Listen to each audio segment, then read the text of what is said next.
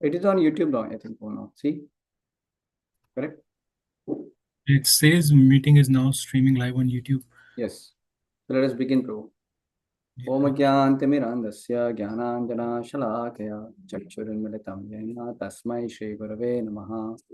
Namah Vishnupadaya Krishna Presthaya Bhutale Srimate Bhakti Vedanta Swami Niti Namine Namaste Saraswate Deve Gauravani Pracharine Nirvishesha Shunyavadi Pashadate Shatarine Jai Shri Krishna Chaitanya Prabhu Nityananda Shri Advaita Gadadhara Shivasati Gaura Bhakta Vrinda Hare Krishna Krishna Krishna Hare Hare Hare Rama Rama Rama Hare Hare Hare Krishna Krishna Krishna Hare Hare Hare Rama Rama Rama Hare Hare Hare Krishna Krishna Krishna Hare Hare Hare Rama Rama Rama Hare Hare Hare Krishna. I welcome all of you for this most auspicious occasion of celebrating Gita Jayanti with this vow of reading Gita completely in 1 month.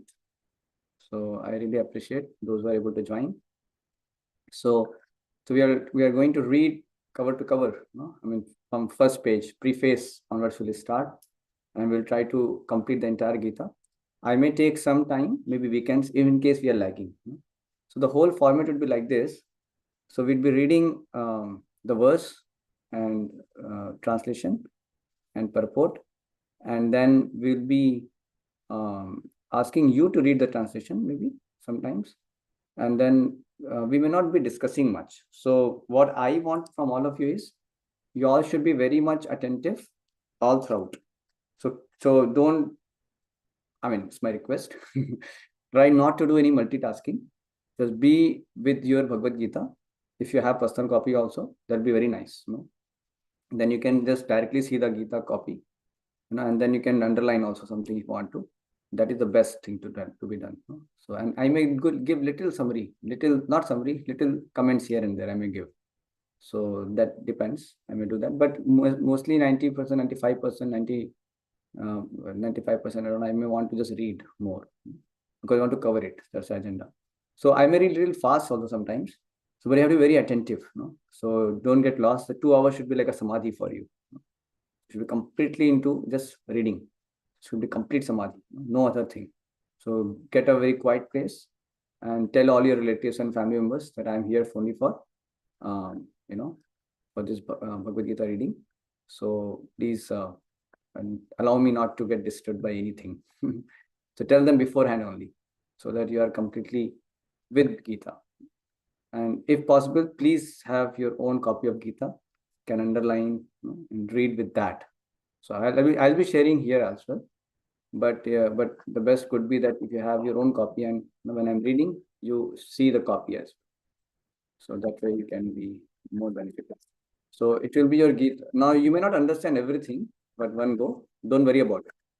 It's not that you have to understand everything, but at least you have gone through Gita, and it's a message. So what should be our attitude? Our attitude should be that we are associating with Krishna's words coming through the mouth of a pure devotee like Srila Prabhupada, his commentary. So, and he has given the essence of all the Acharya's commentary, and he is a bona fide pure devotee, Acharya, who is so much knowing the heart of Lord Krishna. So Prabhupada said that my books are actually not written by me, it's written by Krishna directly. So all the purports are directly words of Krishna only in that sense. So please do be very attentive. So you will be blessed by the message. Have this with that understanding. You may or may not understand everything. I'm again saying, don't worry about it. You will understand it gradually. Gita is not to be understood at one go everything. I'm still trying to understand. So, and we will keep trying to understand more and more like that. It's more about receiving the message, serving the message with that mood. So you're really doing a great service. It's a great worship. It's like a worship time, 2 hours, full meditation. You're worshiping Lord Krishna through reading his words. Okay, so let us pray to the Supreme Lord, and we pray for that attention and strength, and so that we can be fully absorbed in these divine words of Srimad Bhagavad Gita. So let me share the screen. with all of you. So this is Bhagavad Gita. Setting the scene. From there I'll start. Okay. I'm going to begin. Setting the scene. I'll put this also. Let me know whether my voice is coming clearly or not. Let me know.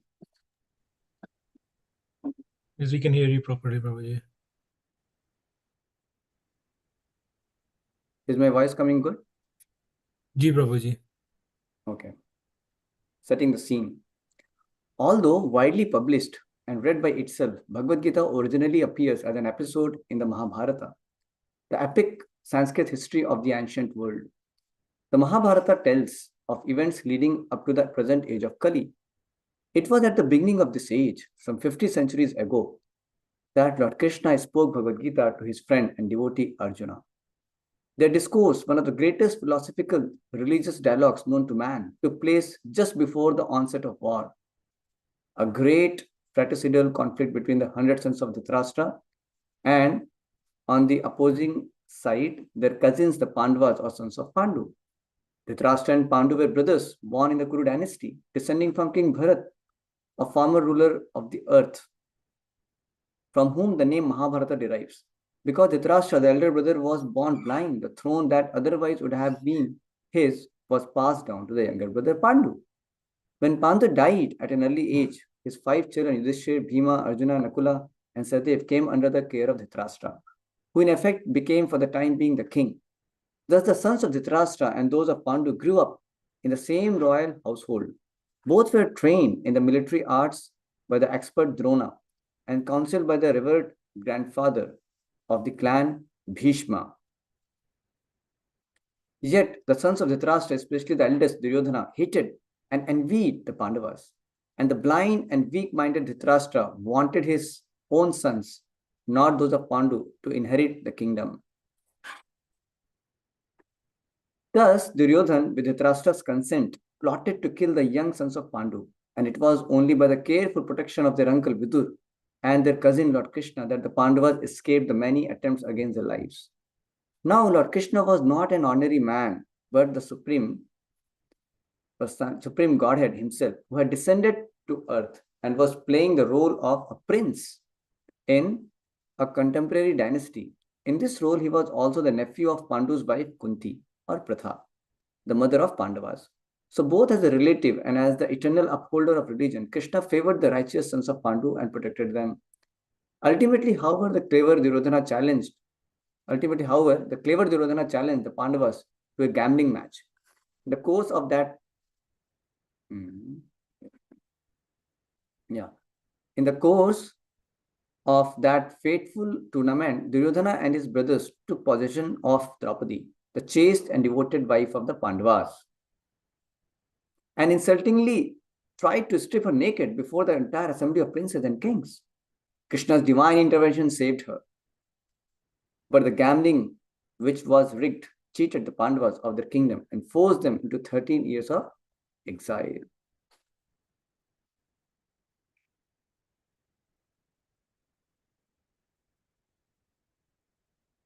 Upon returning from exile, the Pandavas rightfully requested their kingdom from Duryodhana, who bluntly refused to yield it. Duty-bound as princes to serve in public administration, the 5 Pandavas reduced the request to a mere 5 villages. But Duryodhana arrogantly replied that he would not spare them enough land into which to drive a pin. Throughout all this, the Pandavas had been consistently tolerant and forbearing. But now war seemed inevitable.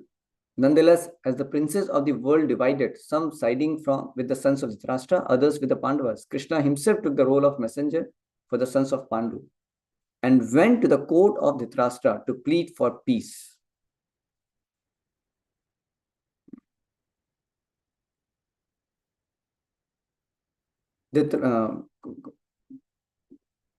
When his pleas were refused, war was now certain. The Pandavas, men of the highest moral stature, recognized Krishna to be the supreme personality of Godhead, whereas the impious sons of Dhritarashtra did not.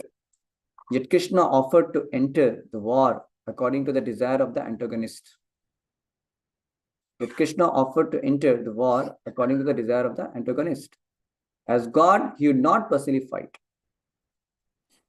But whoever so desired might avail himself of Krishna's army. And the other side could have Krishna himself as an advisor and helper. Duryodhana, the political genius, snatched at Krishna's armed forces, while the Pandavas were equally eager to have Krishna himself. In this way, Krishna became the charioteer of Arjuna, taking it upon himself to drive the fabled bowman's chariot.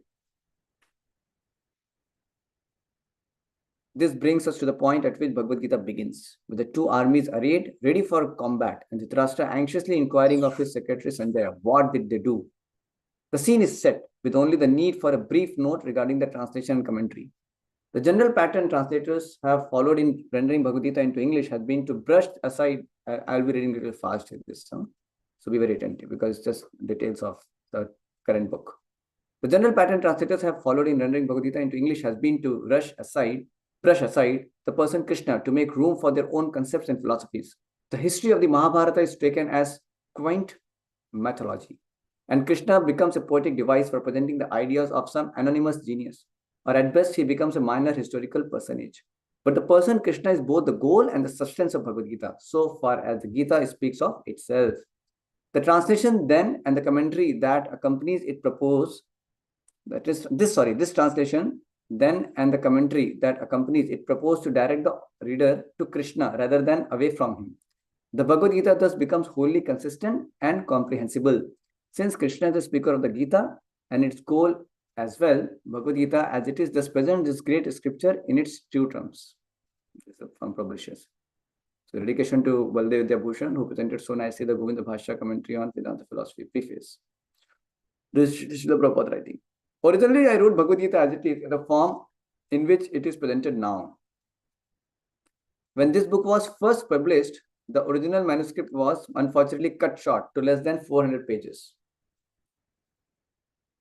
Without illustrations and without explanations for most of the original verses of the Srimad Bhagavad Gita. In all of my other books, Srimad Bhagavatam, Shri Upanishad, etc., the system is that I give the original verse, its English transliteration, word for word Sanskrit English equivalents, translations, and purports. This makes the book very authentic and scholarly and makes the meaning self-evident. I was not very happy, therefore, when I had to minimize my original manuscript. But later on, when the demand for Bhagavad Gita as it is considerably increased, I was requested by many scholars and devotees to present the book in its original form.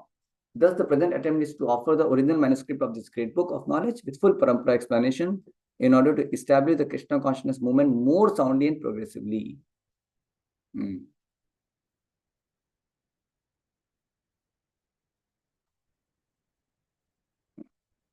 Our Krishna consciousness movement is genuine, historically authorized, natural, and transcendental due to it being based on Bhagavad Gita as it is. Now, this further explanation is very powerful, so be attentive.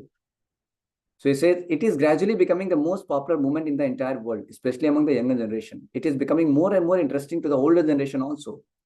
Older gentlemen are becoming interested, so much so that the fathers and grandfathers of my disciples are encouraging us by becoming life members of our great society, the International Society for Krishna Consciousness. In Los Angeles, many fathers and mothers used to come to see me to express their feelings of gratitude for my leading the Krishna Consciousness movement throughout the entire world. Some of them said that it is greatly fortunate for the Americans that I have started the Krishna Consciousness movement in America. But actually, the original father of this movement is Lord Krishna himself, since it was started a very long time ago, but it is coming down to human society by disciplic succession. If I have any credit in this connection, it does not belong to me personally, but it is due to my eternal spiritual master, His Divine Grace, Om Vishnupad Paramhans Prajakacharya, Ashtotara Shishimat, Bhakti Siddhanta Saraswati Goswami Maharaj Srila Prabhupada. If personally I have any credit in this matter, it is only that I have tried to present Bhagavad Gita as it is without any adulteration. Before my presentation of Bhagavad Gita as it is, almost all the English editions of Bhagavad Gita were introduced to fulfill someone's personal ambition. But our attempt in presenting Bhagavad Gita as it is to present the mission of the Supreme Personality of Godhead Krishna. Our business is to present the will of Krishna, not that of any mundane speculator like the politicians, philosophers, or scientists, for they have very little knowledge of Krishna, despite all their other knowledge.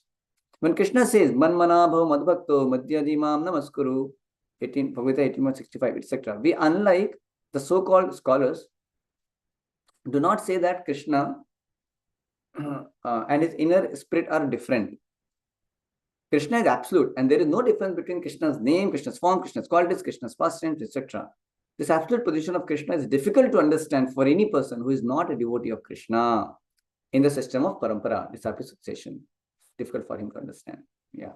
Generally, the so-called scholars, politicians, philosophers, and swamis without perfect knowledge of Krishna try to banish or kill Krishna when writing commentary on Bhagavad Gita. Such unauthorized commentary upon Bhagavad Gita is known as Mayavada Bhashya, and Lord Chaitanya has warned us about these unauthorized men. Lord Chaitanya clearly says that anyone who tries to understand Bhagavad Gita from the Mayavad point of view will commit a great blunder.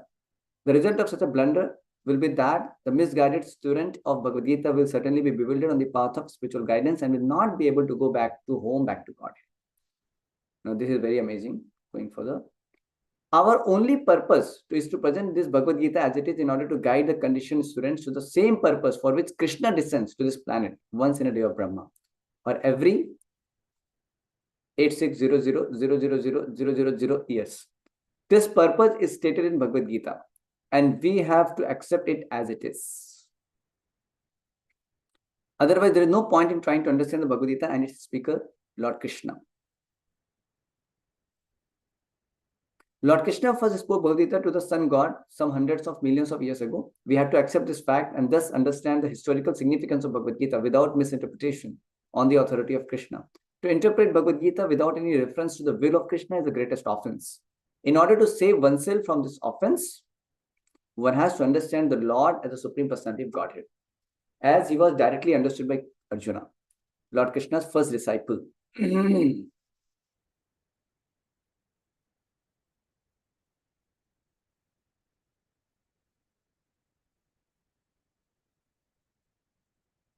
Such understanding of Bhagavad Gita is really profitable and authorized for the welfare of human society in fulfilling the mission of life. Oh, this is amazing. This last two paragraphs are, it's like the crux, no? And it's the most important paragraphs I can say. So just here, it's very nice. No? The Krishna consciousness movement is essential in human society, for it offers the highest perfection of life. How this is so is explained fully in the Bhagavad Gita. Unfortunately, mundane wranglers have taken advantage of Bhagavad Gita to push forward their demoniac propensities and mislead people regarding right understanding of the simple principles of life.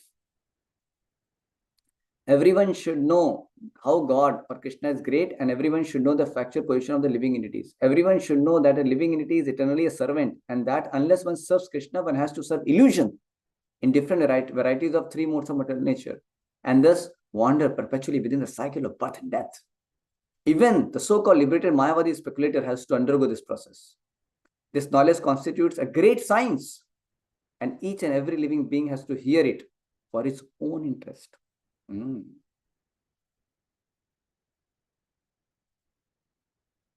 People in general, especially in this age of Kali, are enamored. Now, this is one of my favorite paragraphs, no? I can say. Please, please, please hear very attentively this paragraph. It's one of the most amazing paragraph of Bhagavad Gita. So I may read a little slowly maybe. People in general, especially in this age of Kali, are enamored by the external energy of Krishna. And they wrongly think that by advancement of material comforts, every man will be happy. They have no knowledge that the material or external nature is very strong, for everyone is strongly bound by the stringent laws of material nature. A living entity is happily the part and parcel of the Lord, and thus his natural function is to render immediate service to the Lord. By the spell of illusion, one tries to be happy by serving his personal sense gratification in different forms, which will never make him happy. Instead of satisfying his own personal material senses, he has to satisfy the senses of the Lord. That is the highest perfection of life.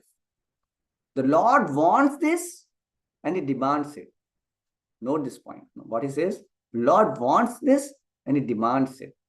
One has to understand this central point of Bhagavad Gita. Our Krishna consciousness movement is teaching the whole world this central point. And because we are not polluting the theme of Bhagavad Gita as it is, anyone seriously interested in deriving um, benefit by studying the Bhagavad Gita must take help from the Krishna consciousness movement for practical understanding of Bhagavad Gita under the direct guidance of the Lord. We hope, therefore, that people will derive the greatest benefit by studying Bhagavad Gita as it is, as we have presented it here. And if even one man becomes a pure devotee of the Lord, we shall consider our attempt a success. A.C. Bhaktivedanta Swami, Srila Prabhupada, 12th May 1971, Sydney, Australia. So it's amazing, See, one thing which I will little bit underline and little bit I'll explain, not much. So the whole format, as I was explaining, some of you will join a little late, that we are going to read a lot. It's almost 95% reading, and we'll have very little brief, some kind of discussion, or not discussion, some kind of briefing some paragraphs, some important lines, but 95% will be reading, because we want to cover entire Bhagavad Gita. We are going to read. And also, I again remind all of you that please be very attentive. Don't do any multitasking. Just be with your book. If possible, can have your copy of Gita and have your pencil, and keep underlining in case you find some point striking. And just be absorbed. And you don't have to. We don't have to understand everything 100%. That's not the attitude. I mean, that's not we are trying to. We are trying to allow the message of Gita go in through our ear, in our heart. And by that we want to feel blessed, by the message of the Lord. So let us do it, and surely you will understand a lot of things. You will get it, and you will be blessed a lot, and you will have a lot of wonderful understanding, realizations for sure. You will definitely see that. So it's a bit austerity, like Monday, Tuesday, Thursday, we are going to do 2 to 2 hours. Weekends, we will plan based on all of your ideas, the advice. Weekends also we can do if we are little lacking. But we want to really complete it before 31st of December. So let us take this as a commitment, and let us do it. It's very, very auspicious. At least once in this life, you have done Gita also. And it's a Gita Jayanti month. So we really want to please the Lord by receiving Bhagavad Gita. That's the mood. So please, do with that, and tell you all your family members not to disturb you. Put your phone calls off. Just get into samadhi. 2 hours in seclusion, completely with Gita. No other things like that you try. So okay, in this last paragraph, I wanted to tell you a very nice thing. See what he says. People wrongly think by advancement of material comforts, every man will be happy. This the entire civilization is focused upon getting material comforts to become happy. And Gita is saying, no, it's not possible.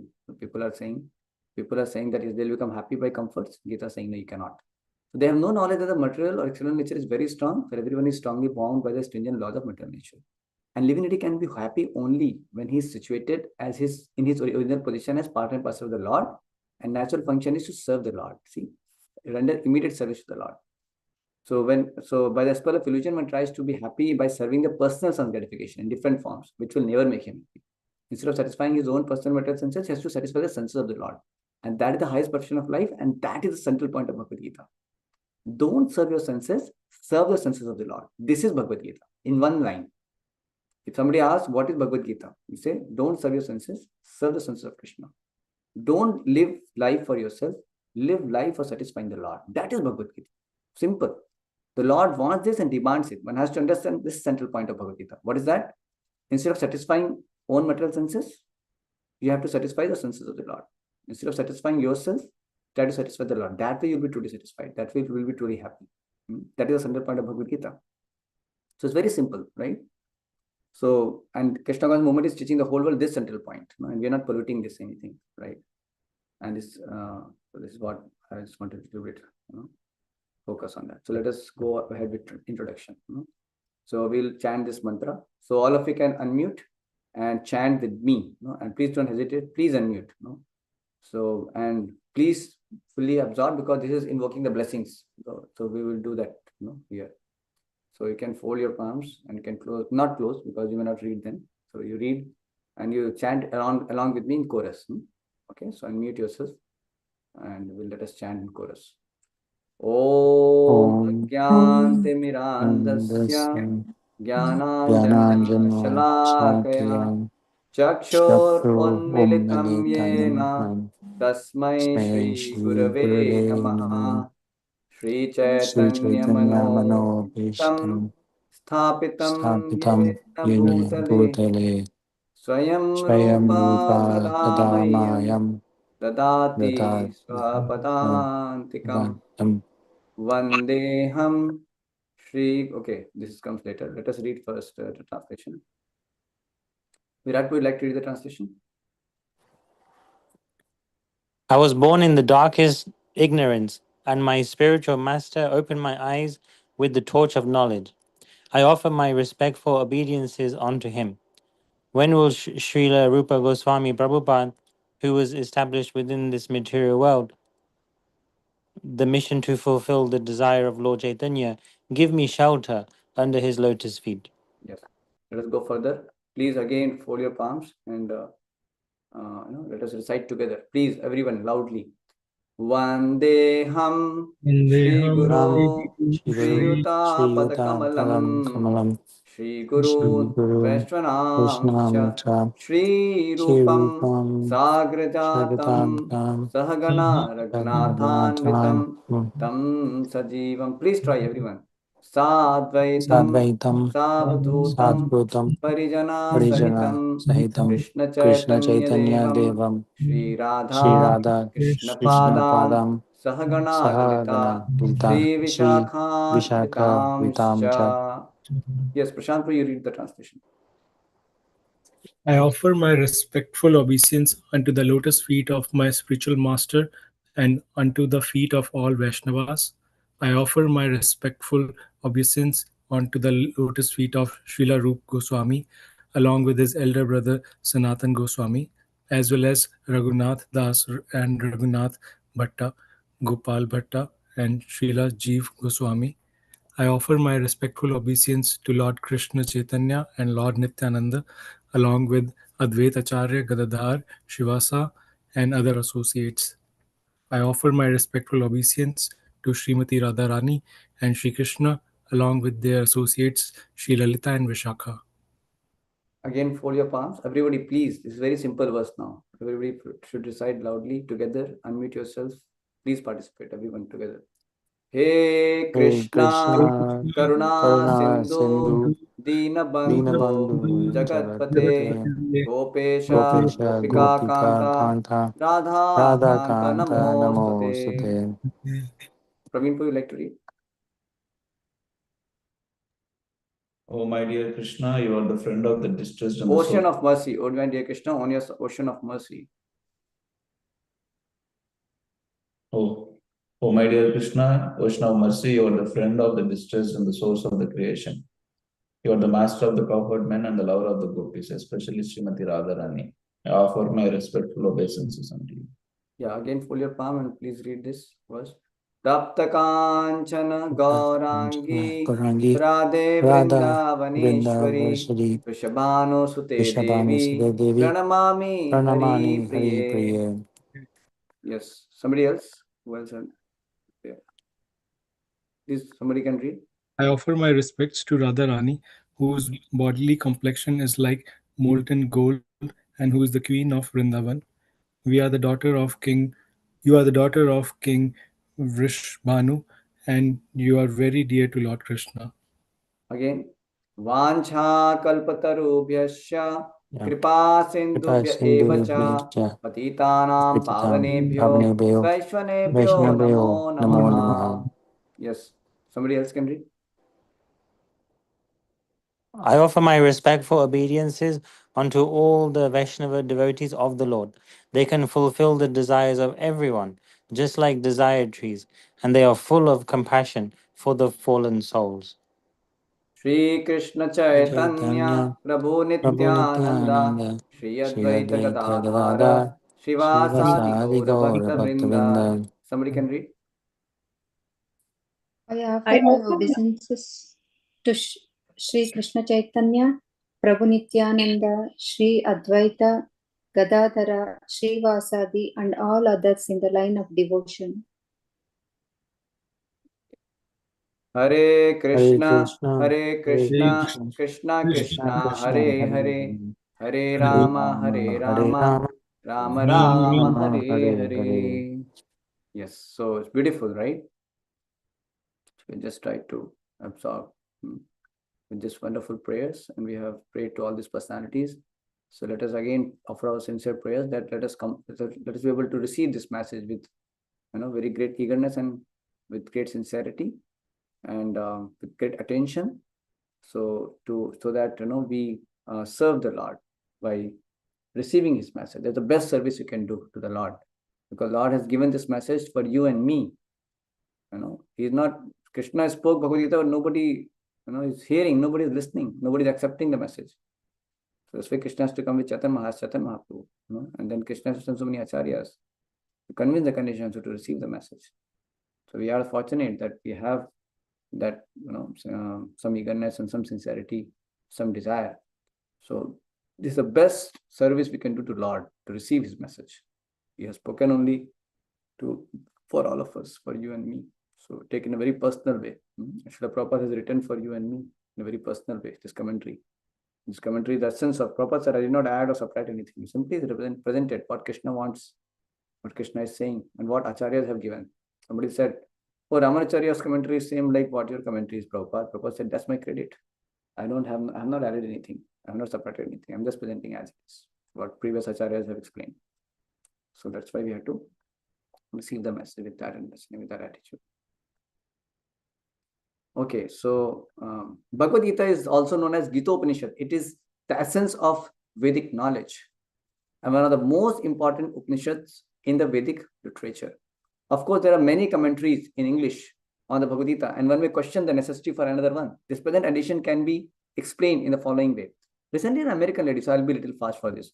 Recently, an American lady asked me to recommend an English translation of Bhagavad Gita. Of course, in America, there are so many editions of Bhagavad Gita available in English. But as far as I have seen, not only in America, but also in India, none of them can be strictly said to be authoritative. Because in almost every one of them, the commentator has expressed its own opinions without touching the spirit of Bhagavad Gita as it is. Now, I'll be a little slow for this. The spirit of Bhagavad Gita is mentioned in Bhagavad Gita itself. It is just like this. If we want to take a particular medicine, then we have to follow the directions written on the label.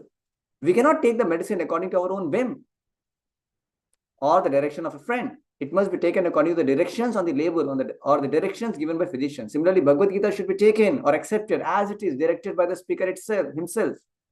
The speaker of Bhagavad Gita is Lord Shri Krishna. He is mentioned on every page of Bhagavad Gita as the Supreme Personality of Godhead, Bhagavan.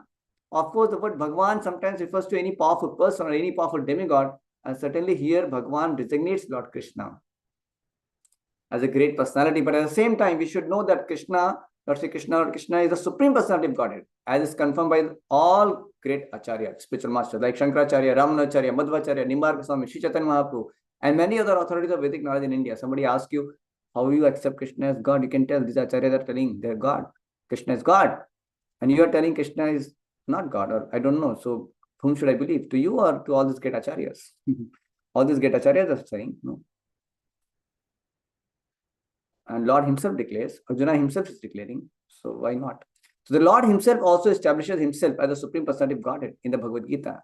And he is accepted as such in the Brahma Samhita and all the Puranas, especially the Srimad Bhagavatam, known as Bhagavat Purana. Shastras also are telling that Krishna is Supreme Personality of Godhead. So all is quoting. Krishnastu Bhagavan Swayam, Srimad Bhagavatam 1.3.28. Therefore, we should take Bhagavad Gita as it is, directed by the Personality of Godhead himself.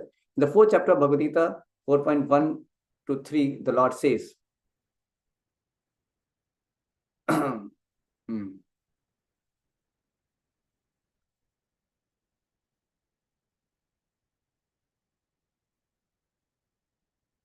Imam vivashvate yogam proktavan aham abhyayam vivaswan manave praham manut ikshvakave pravid evam parampara praptam imam rajarshyo vidu sakale nehamata yogo nashta parantapa sa evayam mayate adya yoga prokta puratanaha bhaktosi me sakhacheti rahasyam hi taduttamam.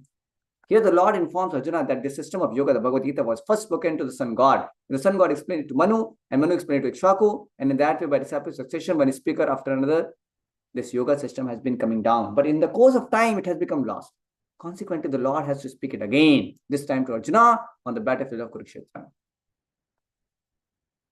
Next. So, yeah, nice understanding Prabhupada is giving about how the parampara, about the parampara he's going to talk about here. So let's read. He tells Arjuna that he is relating this supreme secret to him because Arjuna is his devotee and his friend. The purport of this is that Bhagavad Gita is a treatise which is specially meant for the devotee of the Lord. So Gita is meant for devotee of the Lord. So if you have to understand Gita, you have to become a devotee. There are three classes of transcendentalists, namely the Jnani, the Yogi, and Bhakta, or the impersonalist, the meditator, and the devotee. Here the Lord clearly tells Arjuna that he is making him the first receiver of a new parampara, disciple succession, because the old succession was broken. It was Lord's wish, therefore, to establish another parampara in the same line of thought that was coming down from the sun god to others, and it was his wish that his teaching be distributed anew by Arjuna. He wanted Arjuna to become the authority in understanding the Bhagavad Gita. So we see that Bhagavad Gita is instructed to Arjuna, especially because Arjuna was a devotee of the Lord, a direct student of Krishna, and his intimate friend. Therefore, Bhagavad Gita is best understood by a person who has qualities similar to Arjuna's. That is to say, he must be a devotee in a direct relationship with the Lord. As soon as one becomes a devotee of the Lord, he also has a direct relationship with the Lord. That is a very elaborate subject matter, but briefly it can be stated that a devotee is in relationship with the Supreme Personality of Godhead in one of the 5 different ways. So basically, the way to understand Bhagavad Gita is to understand it by becoming devotee. You have to become a devotee. And you can understand Bhagavad Gita by a devotee, like Arjuna, or those who are following the footsteps of Arjuna, those who are coming in disciple succession, in parampara. Then only you can understand the real imports of Bhagavad Gita.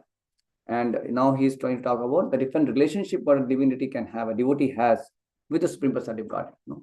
So, yeah, as soon as one becomes a devotee of the Lord, he has also direct relationship with the Lord. So, yes, we have our direct relationship with the Lord also. So, let us go ahead with this. So, one may be a devotee in a passive state, one may be a devotee in an active state, one may be a devotee as a friend, one may be a devotee as a parent, one may be a devotee as a conjugal lover. It's called Shanta, Dasya, Sakya, Vatsalya, Madhurya, accordingly. Arjuna was in relationship with the Lord as friend, Sakya. Of course, there is a gulf of difference between this friendship and the friendship found in the material world. This is transcendental friendship, which cannot be had by everyone. Of course, everyone has a particular relationship with the Lord, and that relationship is evoked by the perfection of devotional service. See, our relationship with the Lord is established when you become perfect in devotional service.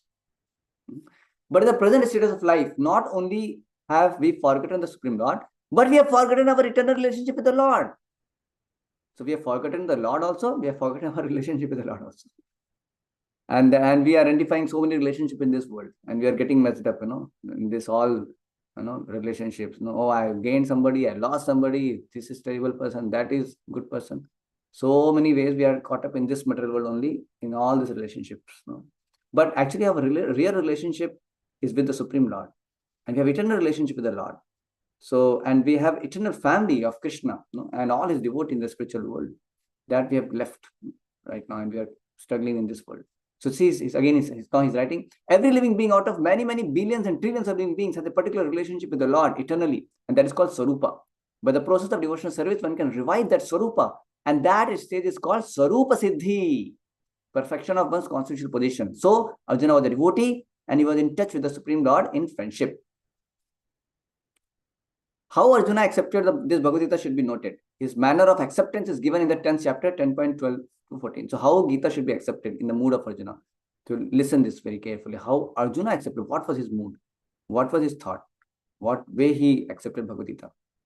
Arjuna uvacha param brahma param dhama pavitram paramam bhavan purusham shashvatam divyam adidevam ajam vibhum ahustvam vrishaya sarve devarshi naradas asito devalo vyasa swayam chaiva bravishi me sarvame tadritam manye janma mam vedasi heshava nahi te bhagavan vyaktim vidurdevana danavaha. Somebody can read the translation, please.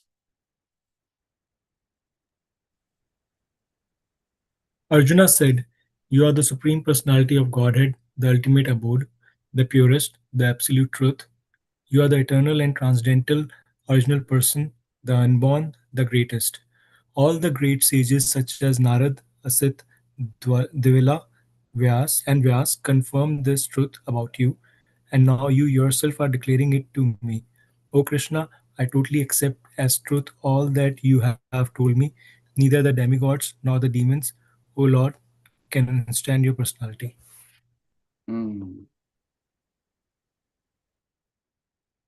After hearing Bhagavad Gita from the Supreme Personality of Godhead, Arjuna accepted Krishna as Param Brahma, the Supreme Brahman. See? Every living being is Brahman. Brahman means spiritual in nature. But the supreme living being or the supreme personality of Godhead is the supreme Brahman. Param Dhama means that he is a pure supreme rest or abode of everything. Pavitram means that he is pure, untainted by material contamination. Purusham means that he is the supreme enjoyer. Shashvatam means he is original. Divyam, transcendental. Adidevam, the supreme personality of Godhead. The original supreme personality of Godhead, Adidevam. Ajam, the unborn, and Vibhum, the greatest. Now one may think that because Krishna was a friend of Arjuna, Arjuna was telling him all this by way of flattery. Somebody may say. But Arjuna, just to drive out this kind of doubt from the minds of the readers of Bhagavad Gita, substantiates this. Substantiates these praises in the next verse when he says that Krishna is accepted as the supreme personality of Godhead not only by himself, but by authorities like Narada, Asita, Devala, and Vyasadeva. That's what he says, no? De ahustvam rishya sarve devarshi naradas tatha asito devalo vyasa swayam chaiva pravishime. Oh Krishna, you are also telling. And all these great authorities also have told. Narada, Asita, Devala, Vyasadeva. Narada, Asita, Devala, Vyasadeva is telling, and you are also telling. These are great personalities who distribute the Vedic knowledge as it is accepted by all acharyas. Therefore, Arjuna tells Krishna that he accepts whatever he says to be completely perfect because Krishna is the Supreme Lord. Sarvam etam etat ritam manya. I accept everything you say to be true, Krishna. Arjuna also says that personality of the Lord is very difficult to understand, that he cannot be known even by the great demigods. This means that the Lord cannot even be known by personalities greater than human beings. So how can a human being understand Lord Sri Krishna without becoming his devotee or without taking shelter of his devotees? Therefore, Bhagavad Gita should be taken up in a spirit of devotion. Very important paragraph. One should not think that he is equal to Krishna, nor should he think that Krishna is an ordinary personality or even a very great personality. Lord Sri Krishna is the supreme personality of Godhead. So according to the statements of Bhagavad Gita or the statements of Arjuna, the person who is trying to understand the Bhagavad Gita, we should at least theoretically accept Sri Krishna as the supreme personality of Godhead. Underline this line. Amazing. So he says what? According to the statements of Bhagavad Gita or the statements of Arjuna, the person who is trying to understand the Bhagavad Gita, we should at least theoretically accept Sri Krishna as the supreme personality of Godhead. And with that submissive spirit, we can understand the Bhagavad Gita. Unless one reads the Bhagavad Gita in a submissive spirit, it is very difficult to understand Bhagavad Gita because it is a great mystery. So you have to become submissive. Namanta eva jivanti sanmukharita bhavadiya vartam. One should submit. One should accept Krishna as Supreme Personality of Godhead, at least theoretically. Even if you don't understand, no problem. Accept theoretically at least, on the strength of the stand of all the acharyas. They are saying it. Gita is Bhagavatam. All the scriptures are talking about it. So why not accept? You may not get much, we may not understand right now, but why don't you accept on the basis of the authority of the scriptures and the acharyas? And then you begin to become a devotee and try to render devotional service, then you can start actually understanding this message of Gita more and more. That's why as you keep becoming better and better devotee, the realization and understanding of Gita will become more and more and more. So that's why Gita will never become stagnant. Every year we will do a reading of this Gita like this. If you do every year you will have more and more benefit. Because every year you're progressing, as becoming more and more nice devotee. So then you will have deeper and deeper access to the mystery of Bhagavad Gita. It's not that I have just read it. It's not some academic thing, because it gets revealed more and more. The degree you are becoming submissive, wonderful devotee more and more, and we keep growing as devotees. That's why the mystery of Gita keeps getting revealed more and more to us. Just what is the Bhagavad Gita? The purpose of Bhagavad Gita is to deliver mankind from the nescience of material existence. Every man is in difficulty in so many ways. As Arjuna was also in difficulty in having to fight the battle of Kurukshetra. Arjuna surrendered unto Shri Krishna, and consequently this Bhagavad Gita was spoken. Not only Arjuna, but every one of us is full of anxieties because of this material existence. Our very existence is in the atmosphere of non-existence. Please underline this point. So nice. Our very existence is in the atmosphere of non-existence. That means this is not the right place for us. Actually, we are not meant to be threatened by non-existence. Our existence is eternal. But somehow or other, we are put into asat. Asat refers to that which does not exist, temporary. Out of many human beings who are suffering, there are a few who are actually inquiring about their position, as to what they are, why they're put into this awkward position, and so on. Unless one is awakened to this position of questioning his suffering, unless he realizes that he does not want suffering, but rather wants to make a solution to all suffering, then one is not to be considered a perfect human being. So if you are not inquiring about your suffering, why you're suffering, what is the solution for my all suffering, that means you're not acting like a human being. Then one is not to be considered a perfect human being. Humanity begins when this sort of inquiry is awakened in one's mind. In the Brahma Sutra, this inquiry is called Brahma Jigyasa, Athato Brahma Jigyasa. Every activity of the human being is to be considered a failure unless he inquires about the nature of the absolute. Therefore, those who begin to question why they are suffering or where they came from and where they shall go after death are proper students for understanding Bhagavad Gita. So we should come with this motive to understand why I'm suffering, what happens to me after death, from where I came from, what is the purpose of life, what is the absolute truth. This is very important questions one should be inquiring. We should be very eager to know. The sincere student should also have a firm respect for the Supreme Personality of Godhead. Such a student was Arjuna. Lord Krishna descends specifically to re-establish the real purpose of life when man forgets that purpose. Even then, out of many, many human beings who awaken, there may be one who actually enters the spirit of understanding his position. And for him, this Bhagavad Gita is spoken. Actually, we are all swallowed by the tigress of science, but the Lord is very merciful upon living entities, especially human beings. To this end, he spoke the Bhagavad Gita, making his friend Arjuna his student. So even then, out of many, many human beings who awaken, there may be one who actually enters the spirit of understanding his position. And for him, this Bhagavad Gita is spoken. See? So yeah, there may be people who may be a little bit awakened, but there may be one who actually enters the spirit of understanding his position. He's really trying to, he really gets the understanding position. And for him, Bhagavad Gita is spoken actually. Of course, by the grace of acharyas, by grace of the devotees, any person who doesn't have any kind of inquiry, sincerity, somehow he gets the association of a devotee.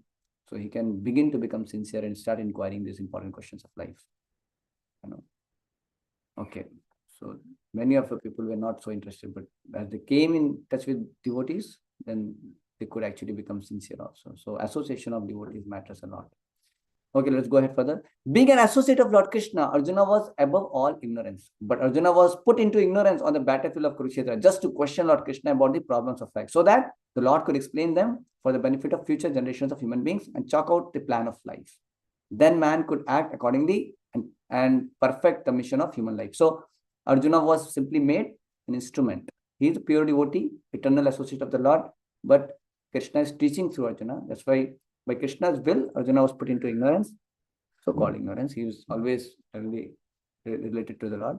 But so that the Lord can give the guidance to the humankind for generations to come. And they can accordingly act and perfect the mission of human life. So for all of us, Krishna has made Arjuna as an instrument. Just like sometimes the mother-in-law may instruct her own daughter, telling, oh, that's today in the vegetable, the salt is less, beta, what happened? So and then the daughter also says, yeah, mother, we will take care. But actually it is for daughter-in-law. But she will correct her daughter, not daughter-in-law, because daughter-in-law may feel bad. So, and both of them understand. Mother-in-law also understand, daughter-in-law also understand what is to be done. But the way she will say it, she will say like this. So like that, Krishna uses his own devotees sometimes to teach all of us. If Krishna directly tells to us, you are the you are anarya majustam kirtim karam Arjuna, he says, no, you are a fool, you are acting like you think you are well learned, but you are acting like a fool. So if suppose Krishna directly tells to us, we may not be able to accept directly. So through Arjuna, he is teaching us. The subject of the Bhagavad Gita entails a comprehension of 5 basic truths. This is very important. Anybody ask, okay, what is Bhagavad Gita all about? 5 basic truths. Ishvara, Kala, Prakriti, Karma, and Jiva. These 5 subject matter. So he's going to explain that. First of all, the science of God is explained. That's Ishvara. And then the constitutional position of the living entities is explained. It's called Jivas. So there is Ishvara, which means the controller, and there are Jivas, the living entities, which are controlled. If a living entity says that he is not controlled, but that he is free, then he is insane. The living being is controlled in every respect, at least in his conditioned life. So in the Bhagavad Gita, the subject matter deals with Ishvara, the supreme controller, and the Jivas, the controlled living entities. The Bhagavad Gita, the subject matter deals with the Ishvara, the supreme controller, and the Jiva, the controlled living entities. Prakriti, material nature, and time, the duration of existence of the whole universe or the manifestation of material nature.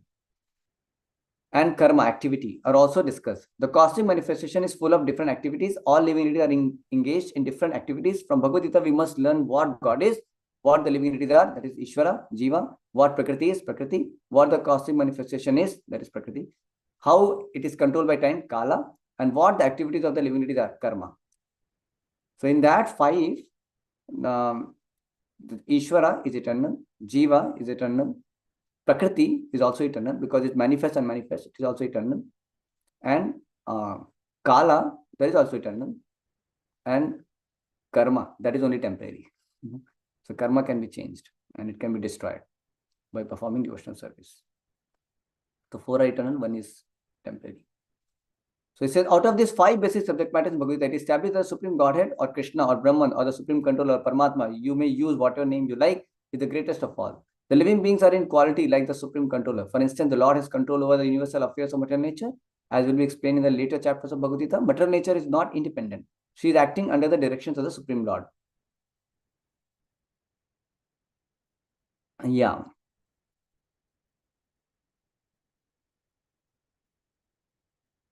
So material nature is not independent. So he says, as Lord Krishna says in Maya, Maya Dakshena Prakriti Suyate Sachara Acharam. The material nature is working under my direction. When we see wonderful things happening in this cosmic nature, we should know that behind this cosmic manifestation, there is a controller. Just like you have some iron, filings, and under the table, you may move the iron. Then iron filings move. So you may say, oh, it's moving automatically. No, sir. There's iron, down. Same way, Krishna is actually in the background. And he is making material nature work. Seasons coming, fruits growing, birth, old age, disease, death happening. So many things are happening in this world. So it's all Krishna, it's under Krishna's direction is happening. So material nature is working under my direction. When we see wonderful things happening in the cosmic nature, we should know that behind this cosmic manifestation, there is a controller. Nothing could be manifested without being controlled. It is childish not to consider the controller. For instance, a child may think that an automobile is quite wonderful to be able to run without a horse or other animal pulling it. But a sane man knows the nature of the automobile's engineering arrangement. He always knows that behind the machinery, there is a man, a driver. Similarly, the Supreme Lord is a driver under whose direction everything is working. Now the jivas or the living entities have been accepted by the Lord. Now the jivas or the living entities have been accepted by the Lord, as we will note in the later chapters, as his parts and parcels. So living entities are parts and parcels of the Lord. A particle of gold is also gold. A drop of water from the ocean is also salty. And similarly, with the living entities being part and parcel of Supreme Controller Ishvara or Bhagavan, Lord Shri Krishna have all the qualities of the Supreme Lord in minute quantity. Because we are minute Ishvaras. We are little Ishvaras, controllers, subordinate Ishvaras. We are trying to control nature, as presently we are trying to control space or planets. And this tendency to control is there because it is in Krishna. But although we have a tendency to lord it over material nature, we should know that we are not the Supreme Controller. This is explained in Bhagavad Gita. So we are minute Ishvaras. Krishna is the Supreme Ishvara. Like I can, do switch on, switch off, then light off on happens. So I may think that I'm a controller, but I'm not a Supreme Controller because there is a power station there, right? And that power station can put pop, light off, power off, cut off. Then even if I put on off, nothing will work. So my ability to control is completely dependent on the powerhouse there. Like that. So actually all our ability to control in this world is actually little control. We are completely dependent on the Lord. He is the Supreme Controller. We are not ultimate controller. What is material nature? This is also explained in Gita as inferior Prakriti, inferior nature. The living entity is explained as a superior Prakriti. So Prakriti is we discussed about Ishvara, Kal, Prakriti, Ishvara, Jiva. So now it is Prakriti now. So Prakriti is actually the material nature. So living entities are also called superior Prakriti. The Prakriti is always under control, whether inferior or superior. Prakriti is female and she is controlled by the Lord, just as the activities of a wife are controlled by the husband. Prakriti is always subordinate, predominated by the Lord, who is the predominator. The living entities and material nature are both predominated, controlled by the Supreme Lord. According to the Gita, the living entities, all the parts and parcels of the Supreme Lord, are to be considered Prakriti. So we are all Prakriti. We are all actually feminine in function that way. Lord is the Purusha. That's why Krishna is also called Shashvatam Patim. He is the supreme, eternal husband of all the living entities, and we are Prakriti. That means we are meant to serve him. So according to the Gita, the living entities, all the parts and parts of the Supreme Lord are to be considered Prakriti. This is clearly mentioned in the 7th chapter of Bhagavad Gita. But we are trying to be Purusha. See, we are trying to be enjoyer. No? But Prakriti, as Prakriti, we should serve Krishna. Krishna, the supreme enjoyer. But when we want to become Purusha foolishly here, that's how we are in Maya. No? We are trying to be enjoyer. Here, everybody is trying to enjoy. So that Purusha Bhav is there in man also, woman also. Everybody, everybody wants to be the enjoyer. So everybody is wanting to be Purusha that way, in that sense. This is clearly mentioned in the 7th chapter of Bhagavad Gita. Aparayamitastu anyam prakritim vidhi me param jiva bhutam mahabahav yedam dharyate jagat. This material nature is by inferior Prakriti, but beyond this another Prakriti, Jiva Bhutam, the living entity. Material nature itself is constituted by 3 qualities: the mode of goodness, the mode of passion, and the mode of ignorance. Above these modes, there is eternal time, and by a combination of these modes of nature and under the control and purview of eternal time, there are activities which are called karma. These activities are being carried out from time immemorial, and we are suffering or enjoying the fruits of our activities. For instance, suppose I am a businessman and have worked very hard with intelligence and have amassed a great bank balance, then I am an enjoyer. But then, say I have lost all my money in business, then I am sufferer. Similarly, in every field of life, we enjoy the results of our work or we suffer the results. This is called karma. Ishvara, the Supreme Lord, Jiva, the living entity, Prakriti, nature, Kala, eternal time, and karma, activity are all explained in Bhagavad Gita. Out of these 5, the Lord, the living entities, material nature, and time are eternal. The manifestation of Prakriti may be temporary, but it is not false. Some philosophers say that the manifestation of material nature is false, but according to the philosophy of Bhagavad Gita or according to the philosophy of the Vaishnavas, this is not so. The manifestation of the world is not accepted as false. It is accepted as real, but temporary. So it is not false, it is temporary. It is likened unto a cloud which moves across the sky, or the coming of the rainy season, which nourishes grains. As soon as the rainy season is over and as soon as the cloud goes away, all the crops which were nourished by the rain dry up. Similarly, this material manifestation takes place at a certain interval, stays for a while, and then disappears. Such are the workings of Prakriti. But this cycle is working eternally. Therefore, Prakriti is eternal. It is not false. The Lord refers to this as my Prakriti. This material nature is the separated energy of the Supreme Lord. And similarly, the living entities are also the energy of the Supreme Lord. And although they are not separated, but eternally related. So the Lord, the living entity, material nature, and the time are all interrelated and all are eternal. However, the other item, karma, is not eternal. The effects of karma may be very old indeed. We are suffering or enjoying the results of our activities from time immemorial. But we can change the results of our karma or our activity. And this change depends on the perfection of our knowledge. We are engaged in various activities. Undoubtedly, we do not know what sort of activities we should adopt to gain relief from the actions and reactions of all these activities. But this is also explained in the Bhagavad Gita. So I'll give a pause, 2-3 minutes break I will give, so that you all can relax a little bit and again come back with full attention and eagerness, so that we are further continuing. So any quick reflection, and then I will give 2 minutes break. Any quick reflection, and how do you find it? Do you find it good or you find it lost? I know it's not going to be easy to receive every line, understand everything, contemplate. It may not happen, but at least you're going through the entire thing, and I feel you are getting a lot. I don't know. All of you can just tell one line about your experience till now, and how do you find it? If fine, then go ahead with this. Anyone? Because then only we can complete. Otherwise, it's difficult to complete also. It's going very well, Prabhuji. Thank you. Okay, others also. Everybody can unmute and please tell your reflection on till now. Your experience, anything you want to say? Yes? Please, everyone, quick. We don't have time. We don't want to waste time. Everyone, please, quickly.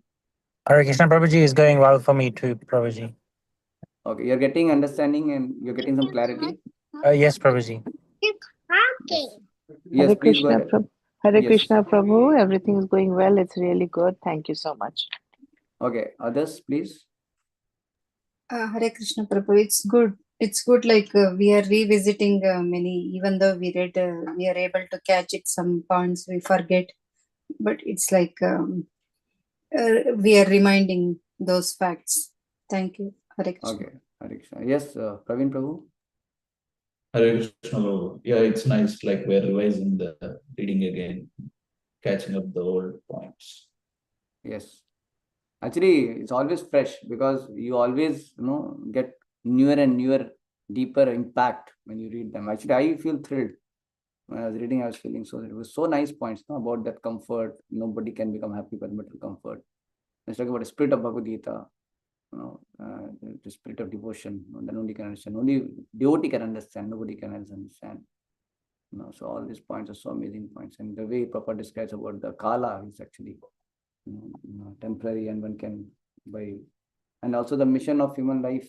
For that purpose, Krishna has given this Bhagavad Gita. So that people can attain the mission of the human life, and he has used Arjuna. Yes, Puna Mataji, you want to say? How is going? Hare Krishna. Quickly. I think she is not there. Okay, no problem. So let us take 1 minute break, and we'll come back. Okay. So just little stretch your hands and legs, drink some water, 2-3 minutes, and we'll come back after 2-3 minutes. Okay. So let us take 3 minutes break. Hare Krishna.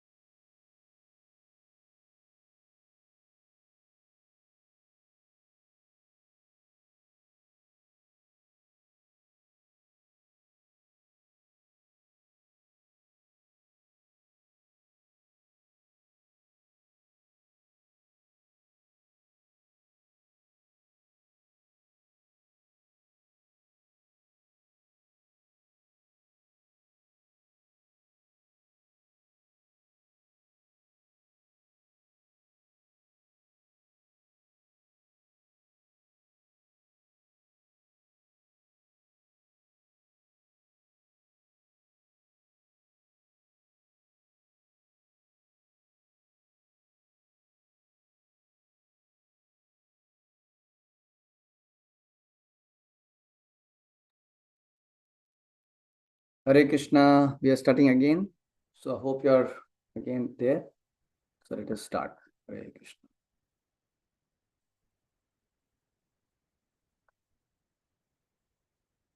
So please tighten your seat belt and let us again start reading.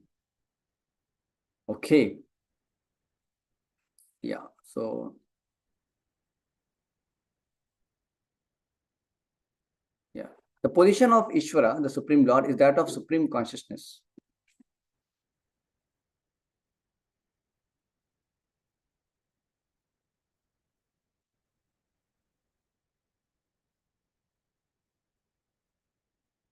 The jivas or the living entities being part and parcel of the Supreme Lord, are also conscious. But both the living entity and the material nature are explained as Prakriti. The energy of the Supreme Lord, but one of the two, the Jiva, is conscious. The other Prakriti is not conscious. There is a difference. Therefore, the Jiva Prakriti is called superior because the Jiva has consciousness, which is similar to the Lord's. The Lord's is supreme consciousness, however, the Lord's is a supreme consciousness, however, and one should not claim that a Jiva, the living entity, is also supremely conscious. That's a mistake. So the living being cannot be supremely conscious at any stage of his perfection. And the theory that he can be so is a misleading theory. Conscious he may be, but he is not perfectly or supremely conscious. I'll just tell one small pastime. Once Parampuja Gopal Krishna Maharaj, he went to Prabhupada with a lot of problems. He said, Maharaj, this problem, that problem, so many problems, management problems. Maharaj, Prabhupada said, did you not read my Bhagavad Gita? You read my Bhagavad Gita cover to cover. And Maharaj read cover to cover Bhagavad Gita, and he said, my all problems were solved. So we never know sometimes, that we start with too much endeavor on our own. But if we just take shelter of Krishna's message, we don't know how much we make, advancement, and we are actually, that is a true solution. That is a true medicine for all our disease. Okay, let's go further. The distinction between the Jiva and the Ishvara will be explained in the 13th chapter of Bhagavad Gita. The Lord is Kshetragya, conscious, as is the living being. But the living being is conscious of his particular body, where the Lord is conscious of all bodies. Because he lives in the heart of every living being, he is conscious of psychic movements of the particular Jivas. We should not forget this. It is also explained that the Paramatma, the Supreme Personality of God, is living in everyone's heart as the Ishvara, or the controller, and that he is giving directions for the living entity to act as it desires. As the living entity desires, accordingly the Lord also gives direction. The living entity forgets what to do. First of all, he makes a determination to act in a certain way, and then he is entangled in the actions and reactions of his own karma. After giving up one type of body, he enters into another type of body. As we take off and put on clothes.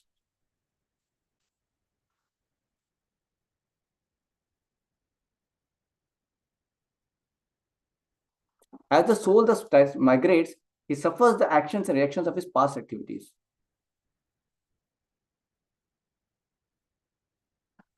These activities can be changed when the living entity is in the mode of goodness, in sanity, and understands what sort of activities he should adopt.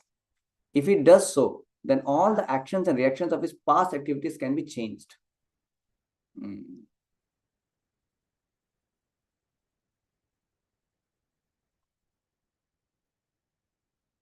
Consequently, karma is not eternal.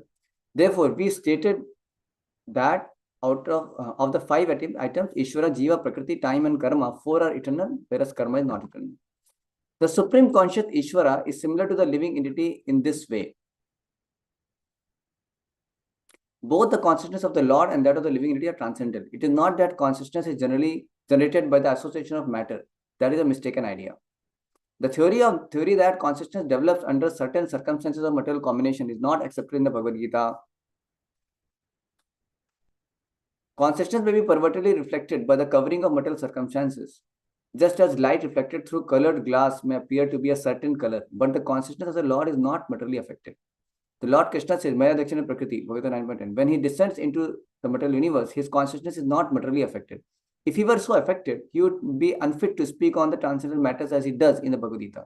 One cannot say anything about the transcendental world without being free from materially contaminated consciousness. So the Lord is not materially contaminated. Our consciousness at the present moment, however, is materially contaminated. The Bhagavad Gita teaches that we have to purify this materially contaminated consciousness. In pure consciousness, our actions will be dovetailed to the will of Ishvara. So this is also the purpose of Bhagavad Gita, that we have to purify this materially contaminated consciousness. In pure consciousness, our actions will be dovetailed to the will of Ishvara, and that will make us happy. It is not that we have to cease all activities. Rather, our activities have to be purified, and purified activities are called bhakti. Activities in bhakti appear to be like ordinary activities, but they are not contaminated. An ignorant person may see that a devotee is acting or working like an ordinary man, but such a person with a poor fund of knowledge does not know that activities of the devotee or of the Lord are not contaminated by impure consciousness or matter. So they may look like similar externally, but their consciousness is different. The devotee works in a pure consciousness, and non-devotee may not have that. Yeah.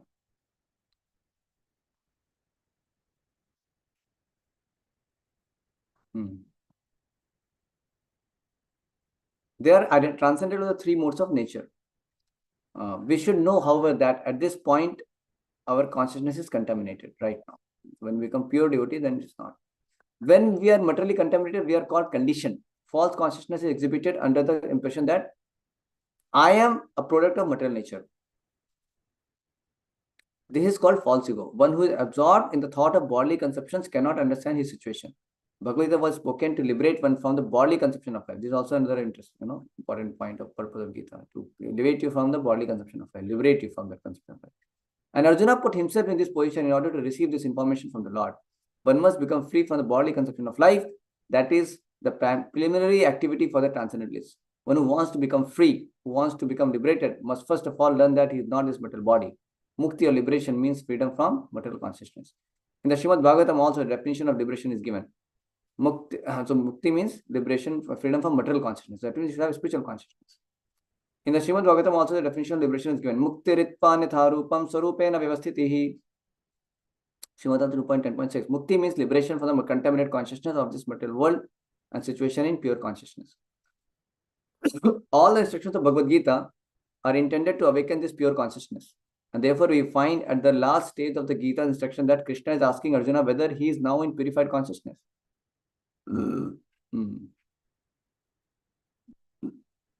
Purified consciousness means acting in accordance with the instructions of the Lord. This is the whole sum and substance of purified consciousness. So when you have purified consciousness, means you will only act as per the instructions of the Lord, as per the desire of the Lord, as per the interest of the Lord. That is purified consciousness. So consciousness is already there because we are part and parcel of the Lord, but for us there is an affinity of being affected by the inferior moods. But the Lord being the supreme is never affected. That is the difference between the supreme Lord and the small individual souls. So we get affected by the modes, but Lord cannot. He is above modes always. What is this consciousness? This consciousness is I am. Then what am I? In contemplative consciousness, I am means I am the Lord of all. I survey. I am the enjoyer. The world revolves because every living being thinks that he is the Lord and creator of the material world. Material consciousness has two psychic divisions. One is that I am the creator, and the other is that I am the enjoyer. But actually, the Supreme Lord is both the creator and the enjoyer. And the living entity being part and parcel of the Supreme Lord is neither the creator nor the enjoyer, but a cooperator. This is very interesting. Huh? Please hear very attentively. Very nice. Prabhupada gives very nice example also, analogy also. He is the created and the enjoyed. For instance, a part of a machine cooperates with the whole machine. A part of the body cooperates with the whole body. The hands and legs, eyes, and so on are all parts of the body. But they're not actually the enjoyers. The stomach is the enjoyer. The legs move, the hands supply food, the teeth chew, and all parts of the body are engaged in satisfying the stomach because the stomach is the principal factor that nourishes the body's organization. Therefore, everything is given to the stomach. One nourishes the tree by watering its root, and one nourishes the body by feeding the stomach. For if the body is to be kept in a healthy state, then the parts of the body must cooperate to feed the stomach. Similarly, the Supreme Lord is the enjoyer and the creator, and we as subordinate living beings are meant to cooperate to satisfy him.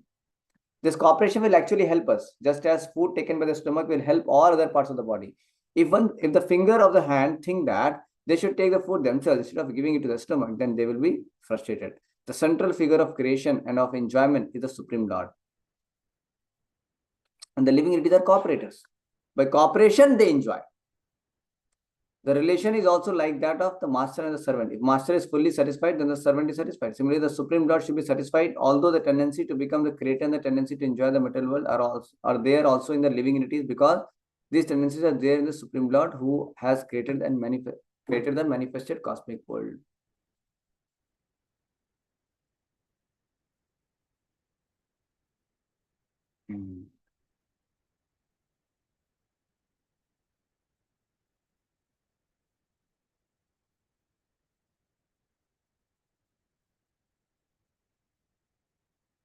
We shall find, therefore, in this Bhagavad Gita that the complete whole is comprised of the Supreme Controller, the control living entities, the cosmic manifestation, eternal time, and karma or activities, and all of these are explained in this context. So, Ishvara, Jiva, Prakriti, Kala, and Karma. These are the absolute whole, complete whole. And the complete, all of these taken completely form the complete whole. And the complete whole is called the Supreme Absolute Truth. So this is complete Absolute Truth, Supreme Absolute Truth. The complete whole and the complete Absolute Truth are the complete personality of Godhead Shri Krishna. All manifestations are due to his different energies. He is the complete whole. So Lord Krishna, this all his energies. So that's why Krishna is called absolute truth, and it considers all of these energies. Like Ishvara, Jiva, Kala, Karma, Prakriti, everything is within Krishna, or it's all resting on Krishna. It's all energies of Krishna. It is also explained in the Gita that impersonal Brahman is also subordinate to the complete supreme person. Brahmano hi patishtaham. Brahman is more explicitly explained in the Brahma Sutra, is to be like the rays of the sunshine. The impersonal Brahman is the shining rays of the Supreme Personality of Godhead. Impersonal Brahman is incomplete realization of the absolute whole. And so also is the conception of Paramatma. In the 15th chapter, it shall be seen that the Supreme Personality of Godhead, Purushottama, is above both impersonal Brahman and the partial realization of Paramatma. The Supreme Personality of Godhead is called Satchidananda Vigraha. The Brahma Samhita begins in this way. Ishvara Parama Krishna Satchidananda Vigraha Anadiradir Govinda Sarva Karana Karanam.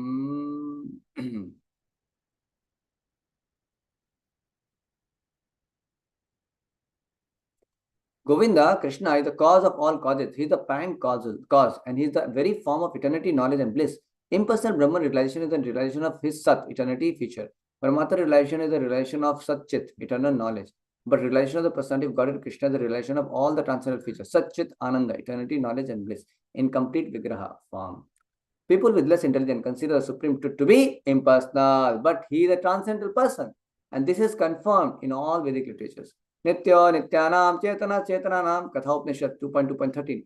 As we are all individual living beings and have our individuality, the Supreme Absolute Truth is also, in the ultimate issue, a person.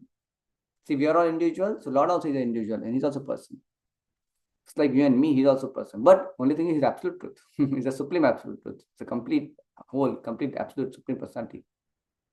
Unimaginable. I mean, not so easy to understand. But yes, he's a Supreme Absolute Truth is a person. The complete whole is not formless. If he is formless, or if he is less than any other thing, then he cannot be complete whole. Yeah, because we are all having forms. So how can, and we are coming from the Supreme Lord, then why can't he have form? But he has transcendental form. The complete whole must have everything within our experience and beyond our experience. Otherwise, it cannot be complete. Powerful logic, argument. The complete whole personality of Godhead has immense potencies. Parasha Shakti Vivideva Shruyate Sabhavaki Jnana Palakriyacha. How Krishna is acting in different ways, in different potencies, is also explained in Bhagavad Gita. This phenomenal world or material world in which we are placed is also complete in itself, because the 24 elements of which this material universe is a temporary manifestation.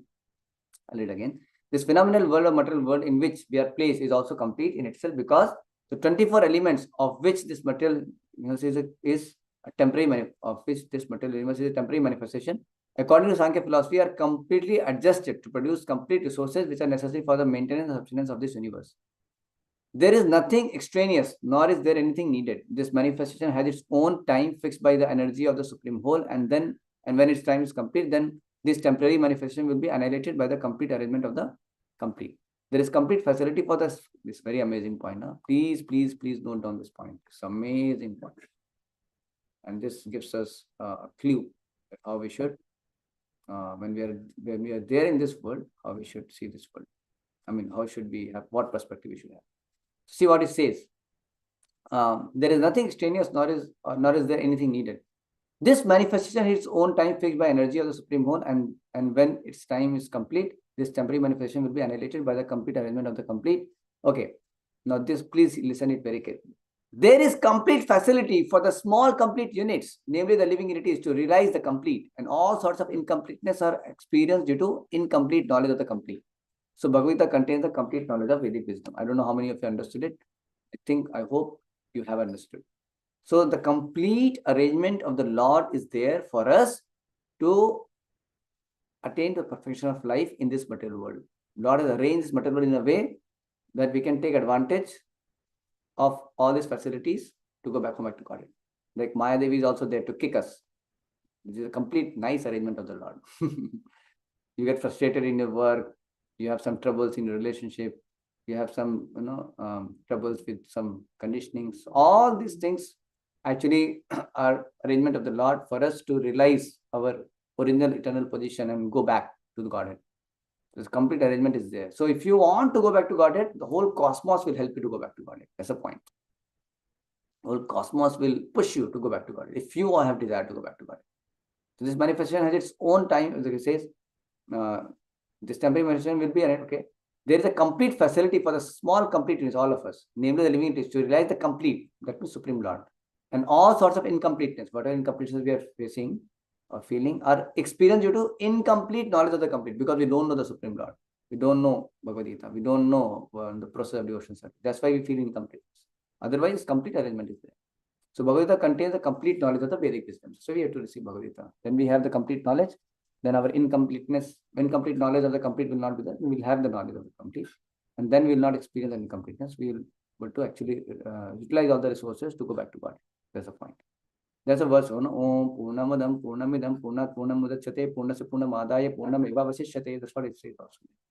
That verse, Ishopishal verse also, in the purport it clarifies the similar point. Okay, next, going ahead. All Vedic knowledge is infallible, and Hindus accept Vedic knowledge to be complete and infallible. For example, cow dung is the stool of an animal. And according to Smriti or Vedic injunction, if one touches the stool of an animal, he has to take a bath to purify himself. So this is complete knowledge. Vedic wisdom is complete knowledge. It's not some relative knowledge. That's why it's always holds true. And it's infallible. So for example, the cow dung is a stool of an animal, and according to Smriti or Vedic injunction, if one touches the stool of an animal, he has to take a bath to purify himself. But in the Vedic scriptures, cow dung is considered to be a purifying agent. One might consider this to be contradictory, but it is accepted because it is Vedic injunction. And indeed, by accepting this, one will not commit a mistake. Subsequently, it has been proved by modern science that cow dung contains all antiseptic properties. So Vedic knowledge is complete because it is above all doubts and mistakes. And Bhagavad Gita is the essence of all Vedic knowledge. So this is the point. So Gita's Vedic knowledge is complete and infallible. And it always holds true. And it's perfect to help you attain the perfection of life. And second thing is that, like he gives example, like in general, any dung is, we should take bath. So touches stool of an animal, take bath. That's the injunction. That. But this animal cow, if you touch his dung, and if you take that dung, the dung is purified actually. So it may look like a contradiction, but it's not, because same Vedas are also telling cow dung is pure, and dung of an animal, if you touch any animal, then you have to take bath. It's impure. So we can accept as it is. You cannot logically say. Vedas you have to accept as it is. Like when Maharaj was saying very nicely, saying you have to accept Vedas as it is. You cannot put logic sometimes. Logic is only to understand something to some extent. But Vedas, knowledge of Vedas is beyond logic. Like for example, he says, okay, you say that dung of an animal is impure, and you say cow dung is pure. Okay, so now cow is such a superior animal, such a nice animal in goodness and all. That's why you're saying pure. So then, okay, then Brahmana's stool must be purer than cow dung also. So can you say like that? No. Some very great Brahmana is there, but his stool is abominable. When the stool, if somebody steps on that stool, one should take bath actually. So one cannot argue like that. That means Brahmana's stool is purer then. Then you cannot take the Brahmana's stool and use it for some worship or something like that, yagya or something like that. But cow dung stool can be taken and used for that. So you cannot put logic like that. So Vedic knowledge stands beyond logic. It is they're authoritative, and they are supreme absolute truth. So one cannot put arguments there. You cannot, even your logic also, it is beyond your logic, basically. So anyway, so that's why. So Vedic knowledge is complete because it is above all doubts and mistakes. And Bhagavad Gita is the essence of all Vedic knowledge. That's the point. So Vedic knowledge is not a question of research. Our research work is imperfect because we are researching things with perfection. So we accept the Vedic truths, and we may use logic to understand it, or sometimes to establish that. But the Vedic truths are not dependent on any logic. Suppose your logic you are not able to apply, that does not mean that Vedic truths are not truth. It's because it is above logic that we have to always know. We may use logic to establish some truths, but it's not always, you can say you have to understand through logic only. No, it's not like that. You have to accept the authority of the Vedas on the authority of the Vedas only, and then absolute truth. So it's not a question of research. Our research work is perfect because we are researching things with imperfect sense. Our research work is imperfect because we are researching things with imperfect senses. We have to accept perfect knowledge, which comes down, as it is stated in Bhagavad Gita, by the parampara, disciple succession. We have to receive knowledge from the proper source in disciple succession, beginning with the Supreme Spiritual Master, the Lord Himself, and handed down the succession of His spiritual masters. Arjuna, the student who took lessons from Lord Krishna, accepts everything that he says without contradicting him. One is not allowed to accept one portion of Bhagavad Gita and not another.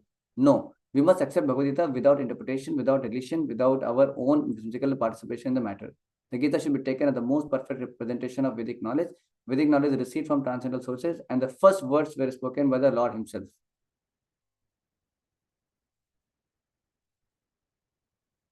The words spoken by the Lord are called Aparushaya.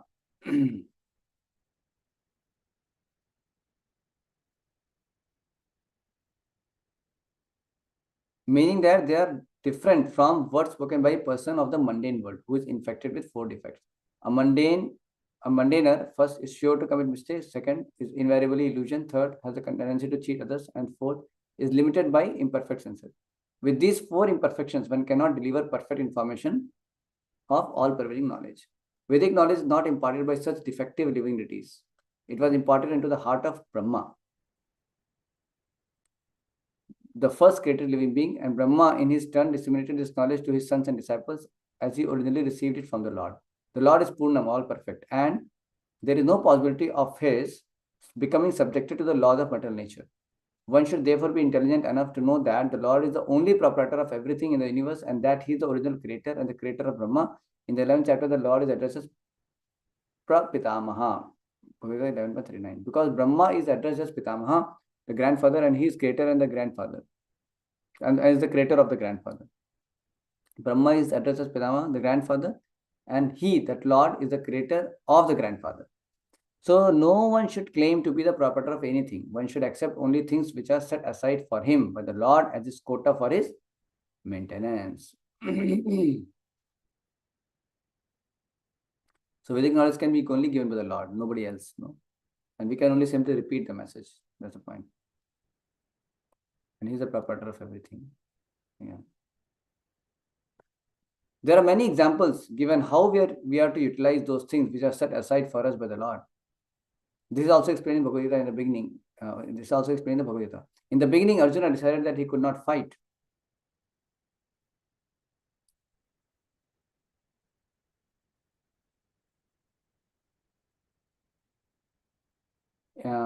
Arjuna decided that he should not fight in the battle of Kurukshetra. This was his own decision.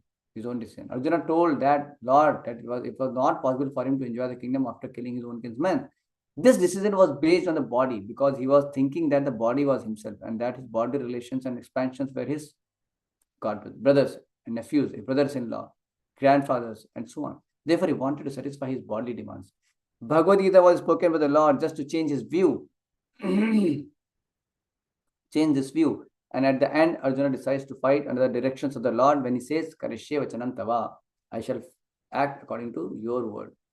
In this world, men are not meant for quarreling like cats and dogs. Men must be intelligent to realize the importance of human life and refuse to act like ordinary animals. A human being should realize the aim of his life, and this direction is given in all Vedic literatures, and the essence is given in the Bhagavad Gita. So, many times it is said that Gita is the essence of all the Vedas. So, Vedic literature is meant for human beings, not for animals. Animals can kill other living animals. And there is no question of sin on their part. But if a man kills an animal for the satisfaction of his uncontrolled taste, he must be responsible for breaking the laws of nature. In the Bhagavad Gita, it is clearly explained that there are 3 kinds of activities according to the different modes of nature.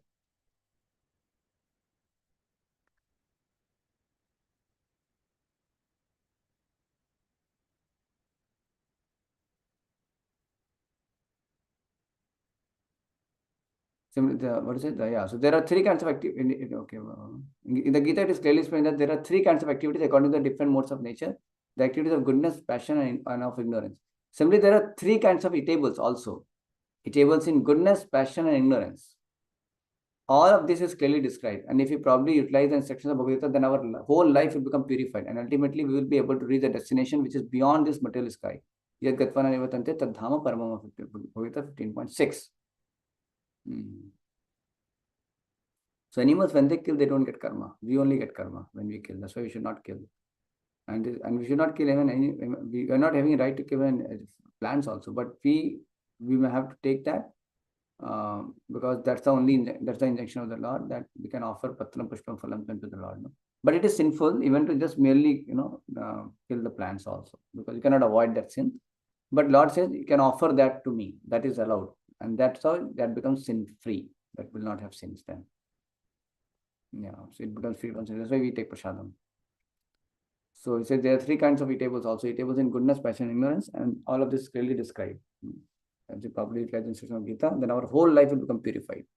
So we can eat mode of goodness food, and that can be offered to Krishna.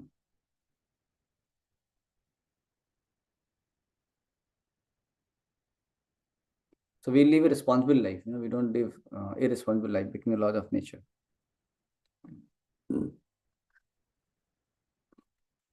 That destination is called the Sanatan sky, the eternal spiritual sky. In the material world, we find that everything is temporary. It comes into being, stays for some time, produces some byproducts, dwindles, and then vanishes. That is the law of the material world. Whether we use it, so now is a description about the material world versus spiritual world. Okay. So, but beyond this temporary world, there is another world of which we have information.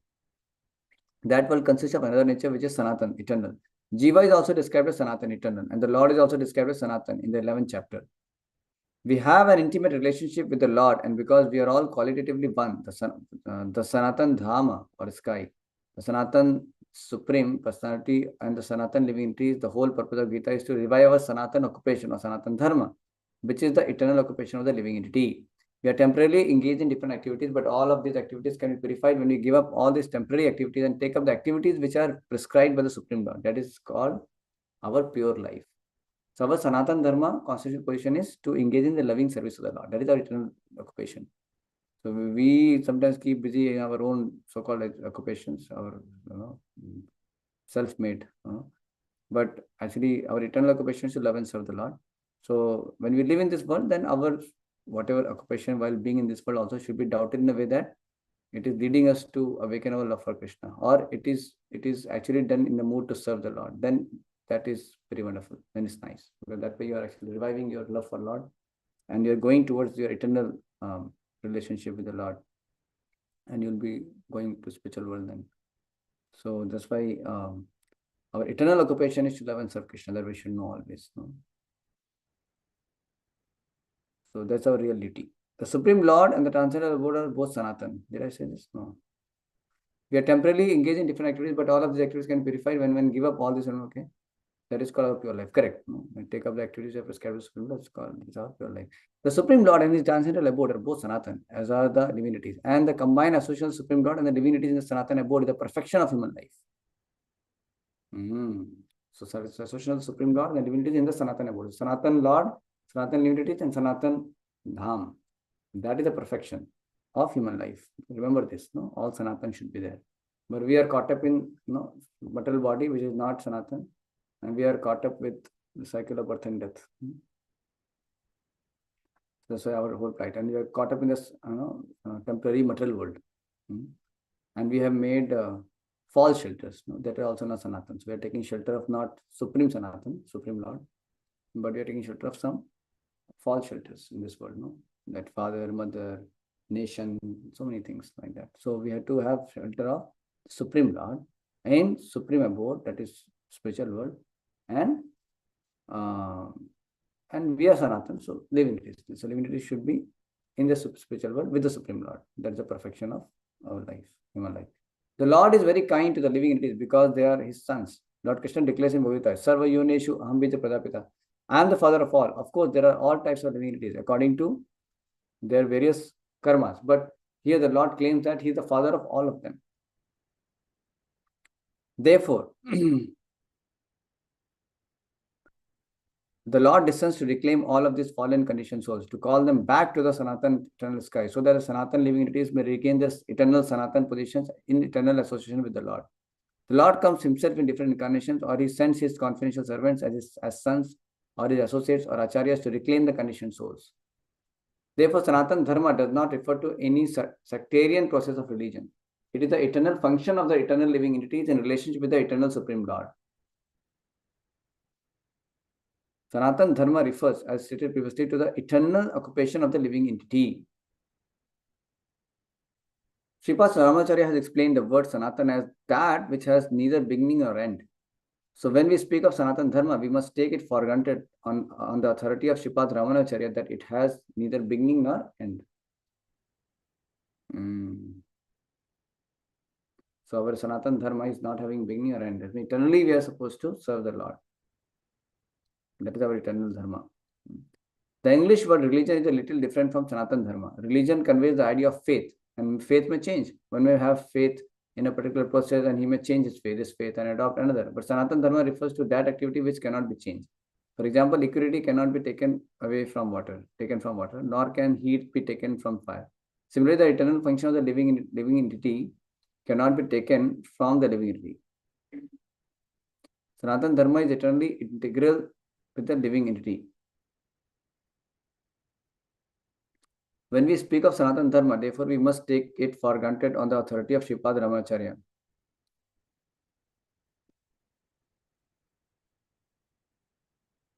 That it has neither beginning nor end. That which has neither end nor beginning must not be sectarian, for it cannot be limited by any boundaries. Those belonging to some sectarian faith would wrongly consider that Sanatan Dharma is also sectarian.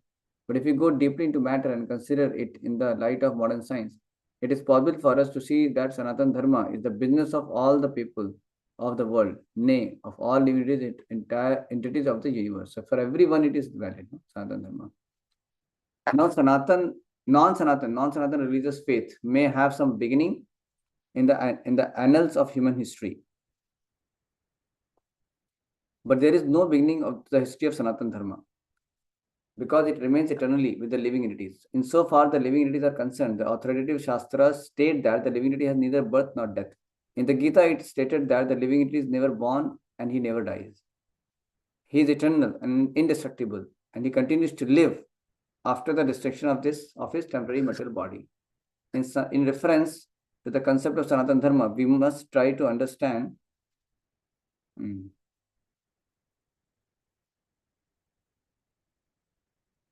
the concept of religion from the Sanskrit root meaning of the word. Dharma refers to that which is constantly existing with a particular object. We conclude that there is heat and light along with the fire. Without heat and light, there is no meaning to the word fire. Similarly, we must discover the essential part of the living being, that part which is constant companion. That constant companion is his eternal quality, and that eternal quality is his eternal religion.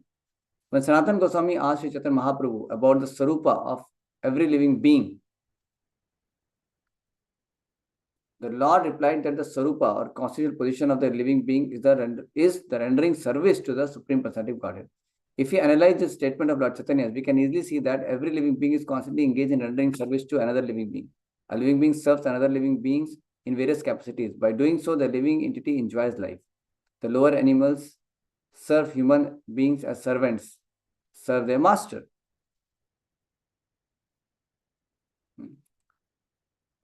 So every living entity is actually constantly engaged in rendering service to other living being, because they cannot give up serving. So living beings serve, but we have to serve the supreme living being, and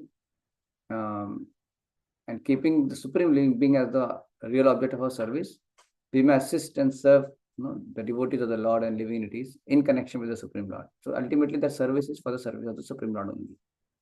So that is the real service. So he says that, so if you analyze this, we can easily see that every living being is constantly engaged in rendering service to another living being. A living being serves other living being in various capacities. By doing so, the living entities enjoys life.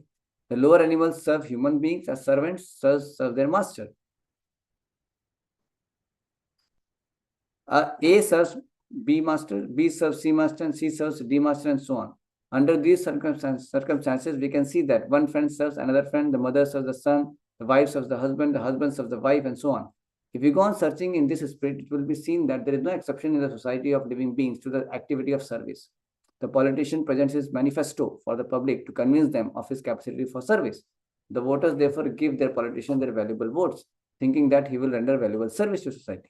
Shopkeepers serve the customer, and the artisan serves the capitalist serves the family, and the family serves the state in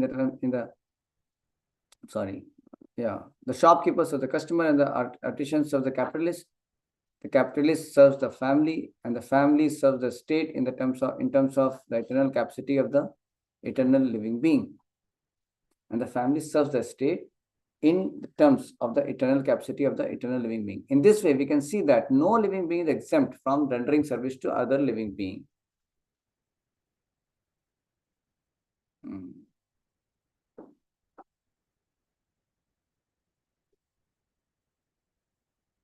And therefore, we can safely conclude that service is the constant companion of the living being, and that the rendering of service is the eternal religion of the living being.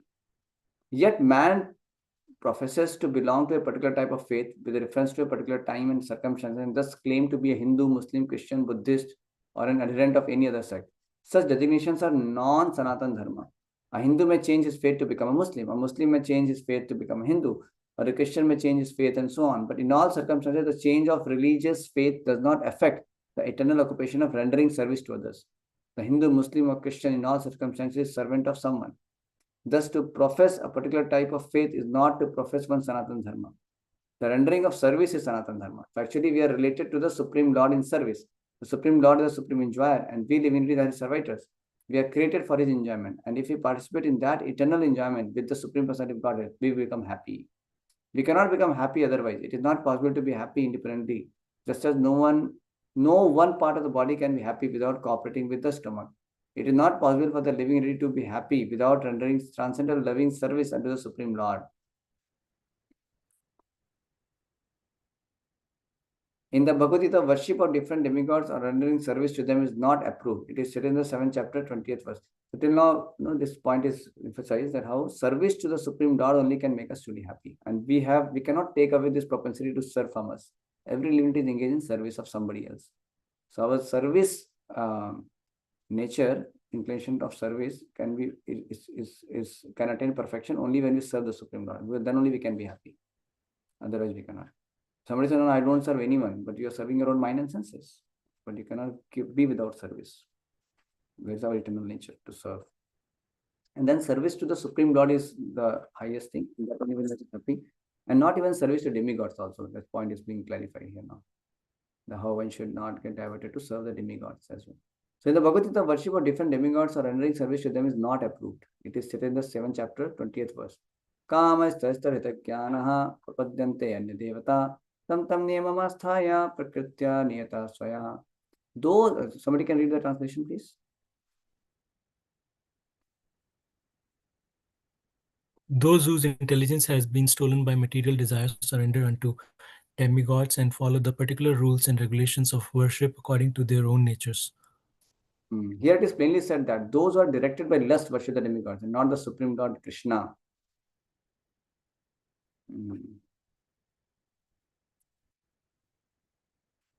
Correct? So,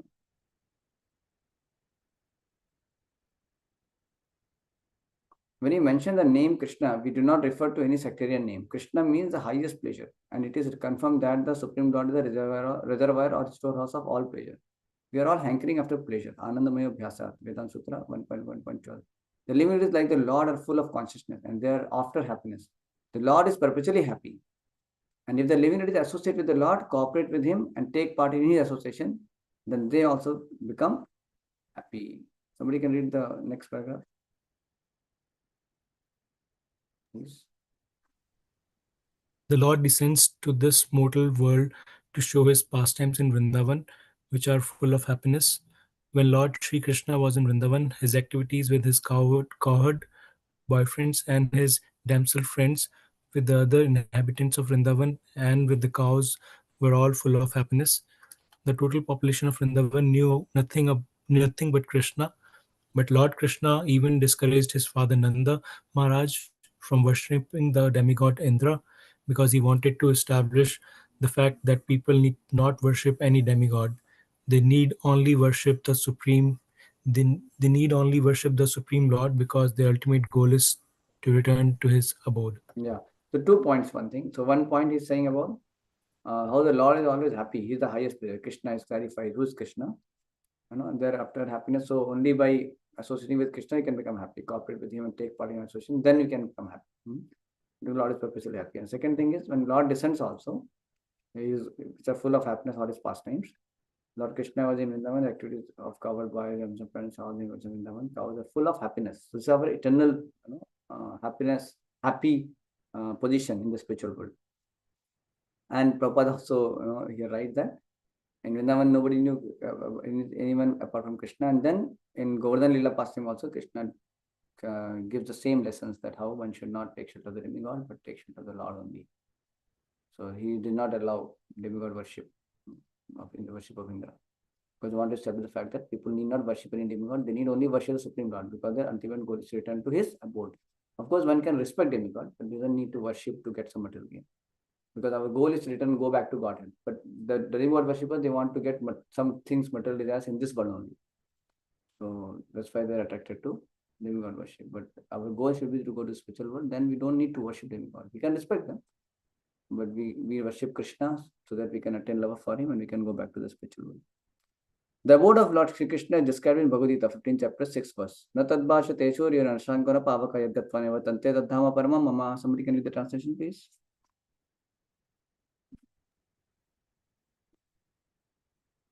That supreme abode of mind is not illumined by the sun or moon, nor by fire or electricity.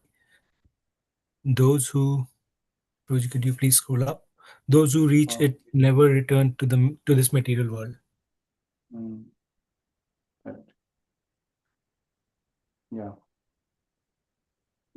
So this verse gives a description of that eternal sky, the spiritual sky.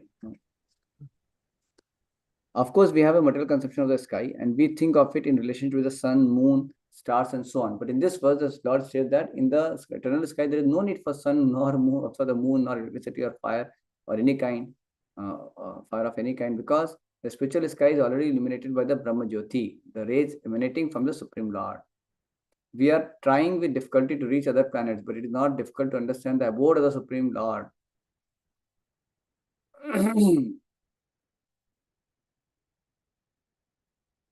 This abode is referred to as Goloka.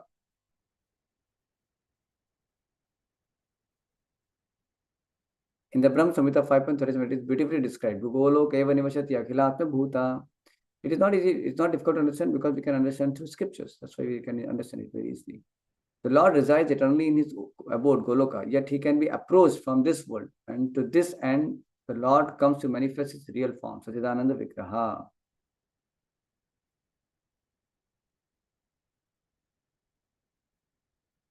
When he manifests this form, there is no need for our imagining what he looks like. To discourage such imaginative speculation, he descends and exhibits himself as he is, as Shyamasundara. Unfortunately, the less intelligent deride him because he comes as one of us and plays with us as a human being.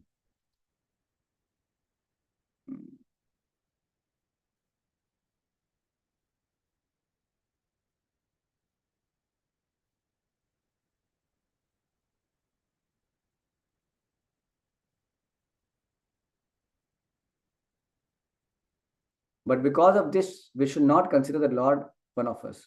It is by his omnipotency that he presents himself in his real form real form before us and displays his pastimes. It is by his omnipotency. So that is how we should know that Lord is not coming as an ordinary, he is not an ordinary person for us, for sure. But he descends by his own omnipotency. Sambhavami Atmaya, this is also Krishna explains. It is by his own omnipotency that he presents himself in his real form before us and displays his pastime, which are replicas of those pastimes found in his abode. So it's a replica of the eternal pastimes going on in the spiritual world also. Yeah, somebody can read this paragraph? In the effulgent rays somebody of else, somebody else can read. Prashant, you have been reading. Somebody else also can read, please. We can volunteer read. Are you awake? Hare Krishna. Anybody else? The living entities are traveling from one planet to another, but it is not that we can go to any planet. We like merely by a No, you have to mechanical read in the arrangement. effulgent rays of the spiritual sky. This one you have to read. Oh, I'm so sorry. In the effulgent rays of the spiritual sky, there are innumerable planets floating. The Brahma Jyoti emanates from the supreme abode, Krishna Loka, and the Anandamaya Chinmaya planets, which are not material, float in those rays. The Lord says, Na tad basyante Suryo. सूर्यरश्मिनाङ्को न पावक यद्गत्वा निवर्तन्ते तद्धाम परमं मम. One who can approach that spiritual sky is not required to descend again to the material sky. In the material sky, even if we approach the highest planet, Brahmaloka, what to speak of the moon, we will find the same conditions of life, namely birth, death, disease, and old age. No planet in the material universe is free from these four principles of material existence. Like once Radha Gopinath was saying, I went to so many places, in the world. But one thing I found common. What is the common thing? Everybody is troubled by their mind and senses. Everybody has problems. Everybody is suffering with cycle of birth and death, old age, disease. So same thing only. Whether you're in America, you're in India, people are so mad to settle in America sometimes. But ultimately they find the same problem. Sometimes more only. More loneliness, troubles, stress, so many things more only. There's just the the life everywhere in the material world is miserable. Correct, no?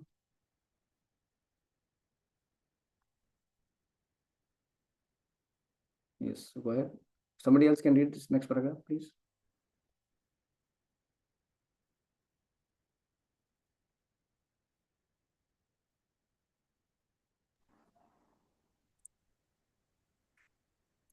Yes, somebody can volunteer. Go ahead, please.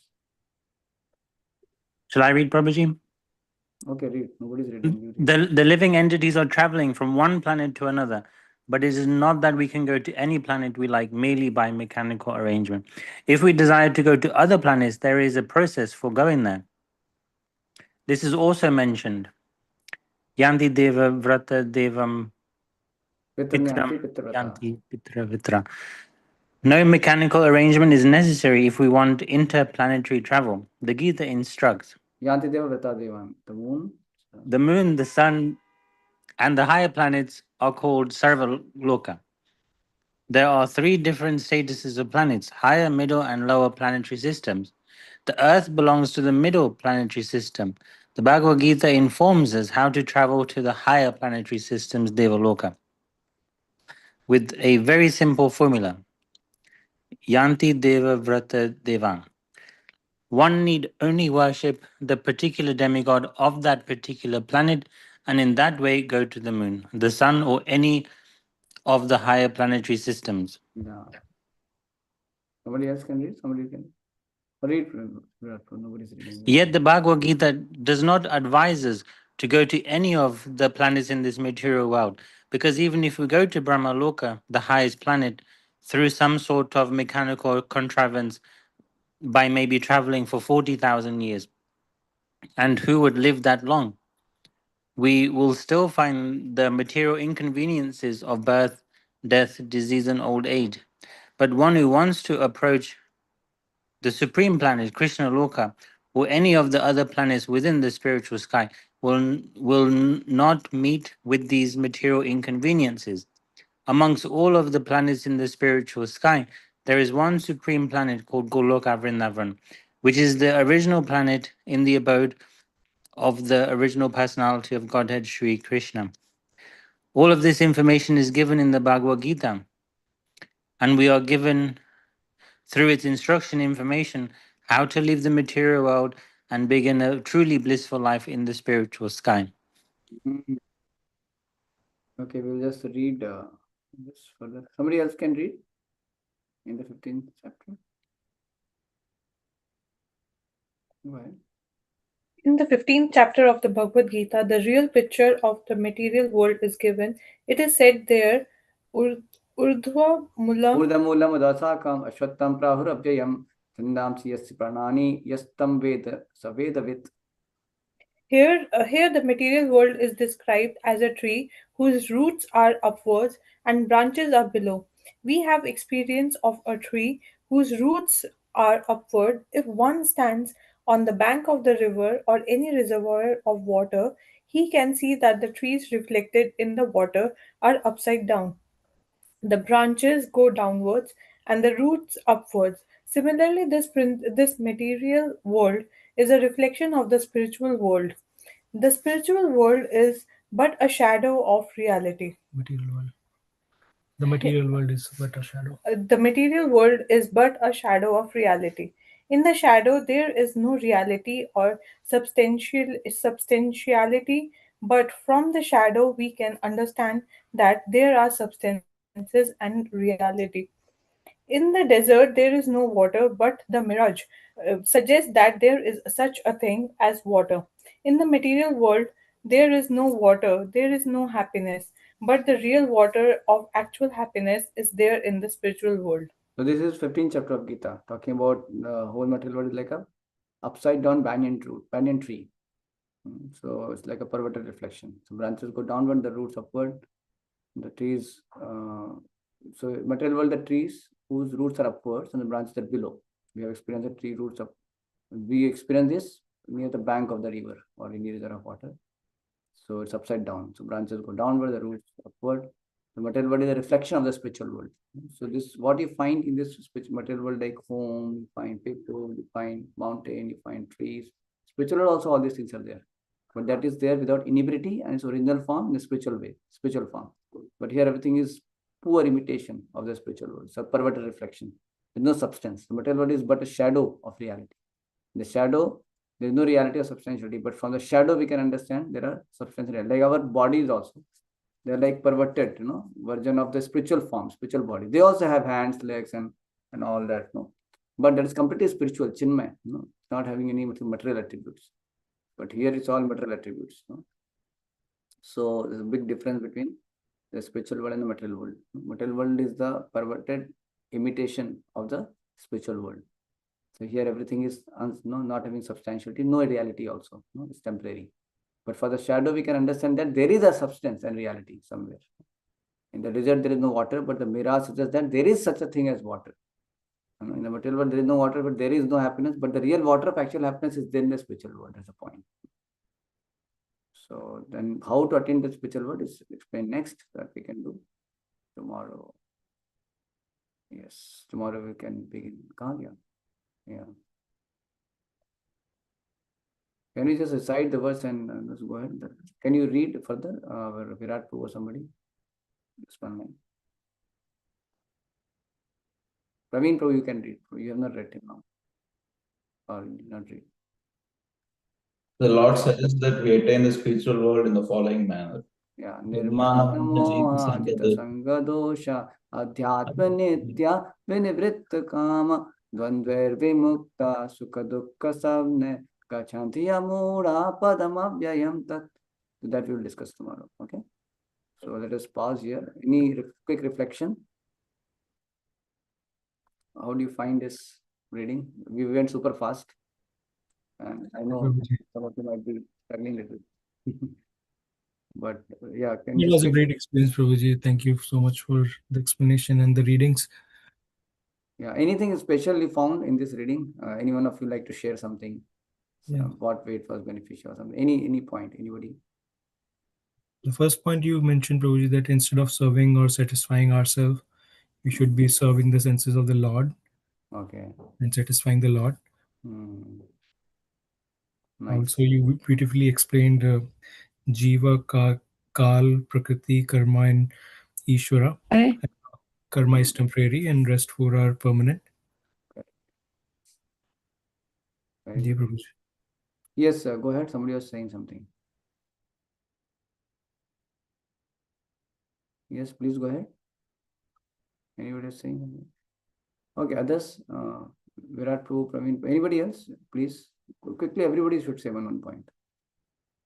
Hare Krishna Prabhuji, I was just really happy because I was able to like connect many dots that I had together because we do lots of in-depth reading and sometimes it can be difficult to connect the different principles together into like the bigger picture. But now I'm like just connecting some dots that or questions I had in my mind and it's becoming really nice. And I listened to a lot of YouTube videos and a lot of the Maharajas, they have like talks on what you were talking about. So lots of dots were connecting. So I was really happy, especially like the banyan tree.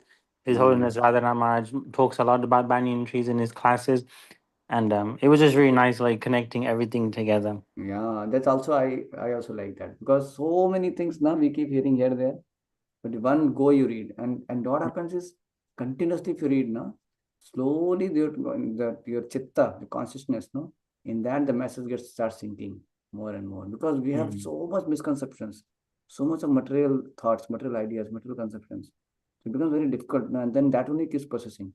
So it's like a solid program where you just, filling up, filling up, filling up everything with transcendental knowledge. So all the garbage, gradually, gradually goes away. That's why you start getting clarity. You become more absorbed. Chitta becomes purified. That's why prolonged hearing is required. Prolonged reading is required. Many places it is said. Yes, others also please tell one point quickly. Without taking much time. Yes. Prabhuji, I have one question. No, questions later. But let everyone first share the point. Yeah. Everyone please share one point at least. Or whatever the experience also and points also in case you want to. Yes. Quickly. Everyone has to do that. Everyone.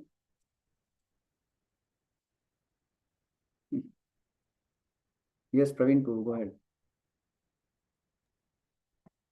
No, Prabhu. In one of the paragraph, Prabhupada mentioned Bhagavad Gita can be understood with the spirit of submissive spirit, and that too with the spirit of devotion.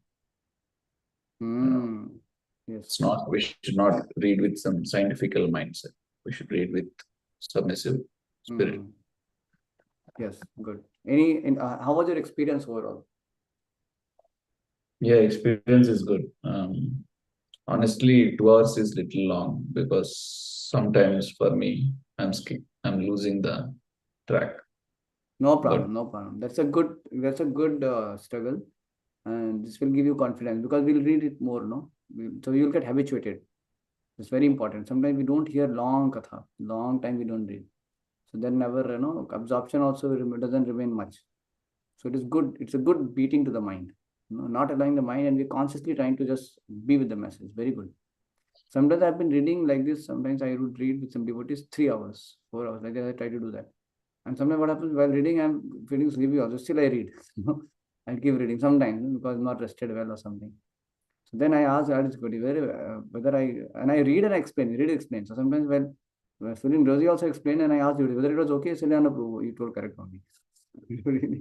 so we shouldn't, don't worry. Even if suppose sometimes you feel a little drowsy or a little bit of this thing because of whatever situation. But best is you be prepared, come with full focus, come with full attention, try your best, 100%. Then that struggle is very pleasing to Krishna. And you will surely, the stamina of hearing and reading will increase, and that's required. Because we are not so much ready for reading, hearing, because we have so many things going on in the mind. Mind has made so many agendas, so many plans, so many ideas. And see, all the time we are associating with the mind. Mind is always telling so many things. We are hearing the mind. It's not like we are not hearing. But now by reading Gita and by hearing this, we are not hearing the mind, we are hearing Supreme Lord and His pure representatives. But we are not ready. And mind does not want to cooperate also. So it's a good beating to the mind, actually. That's nice. That's the best thing we can do. Yes. Some people have left. Who left? Virat who left. Okay. Yes. Others also can please share. Everybody has to share one point, please. Quickly.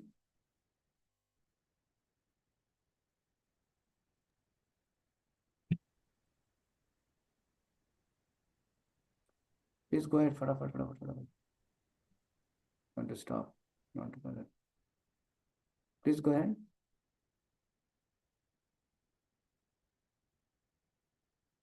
They left only.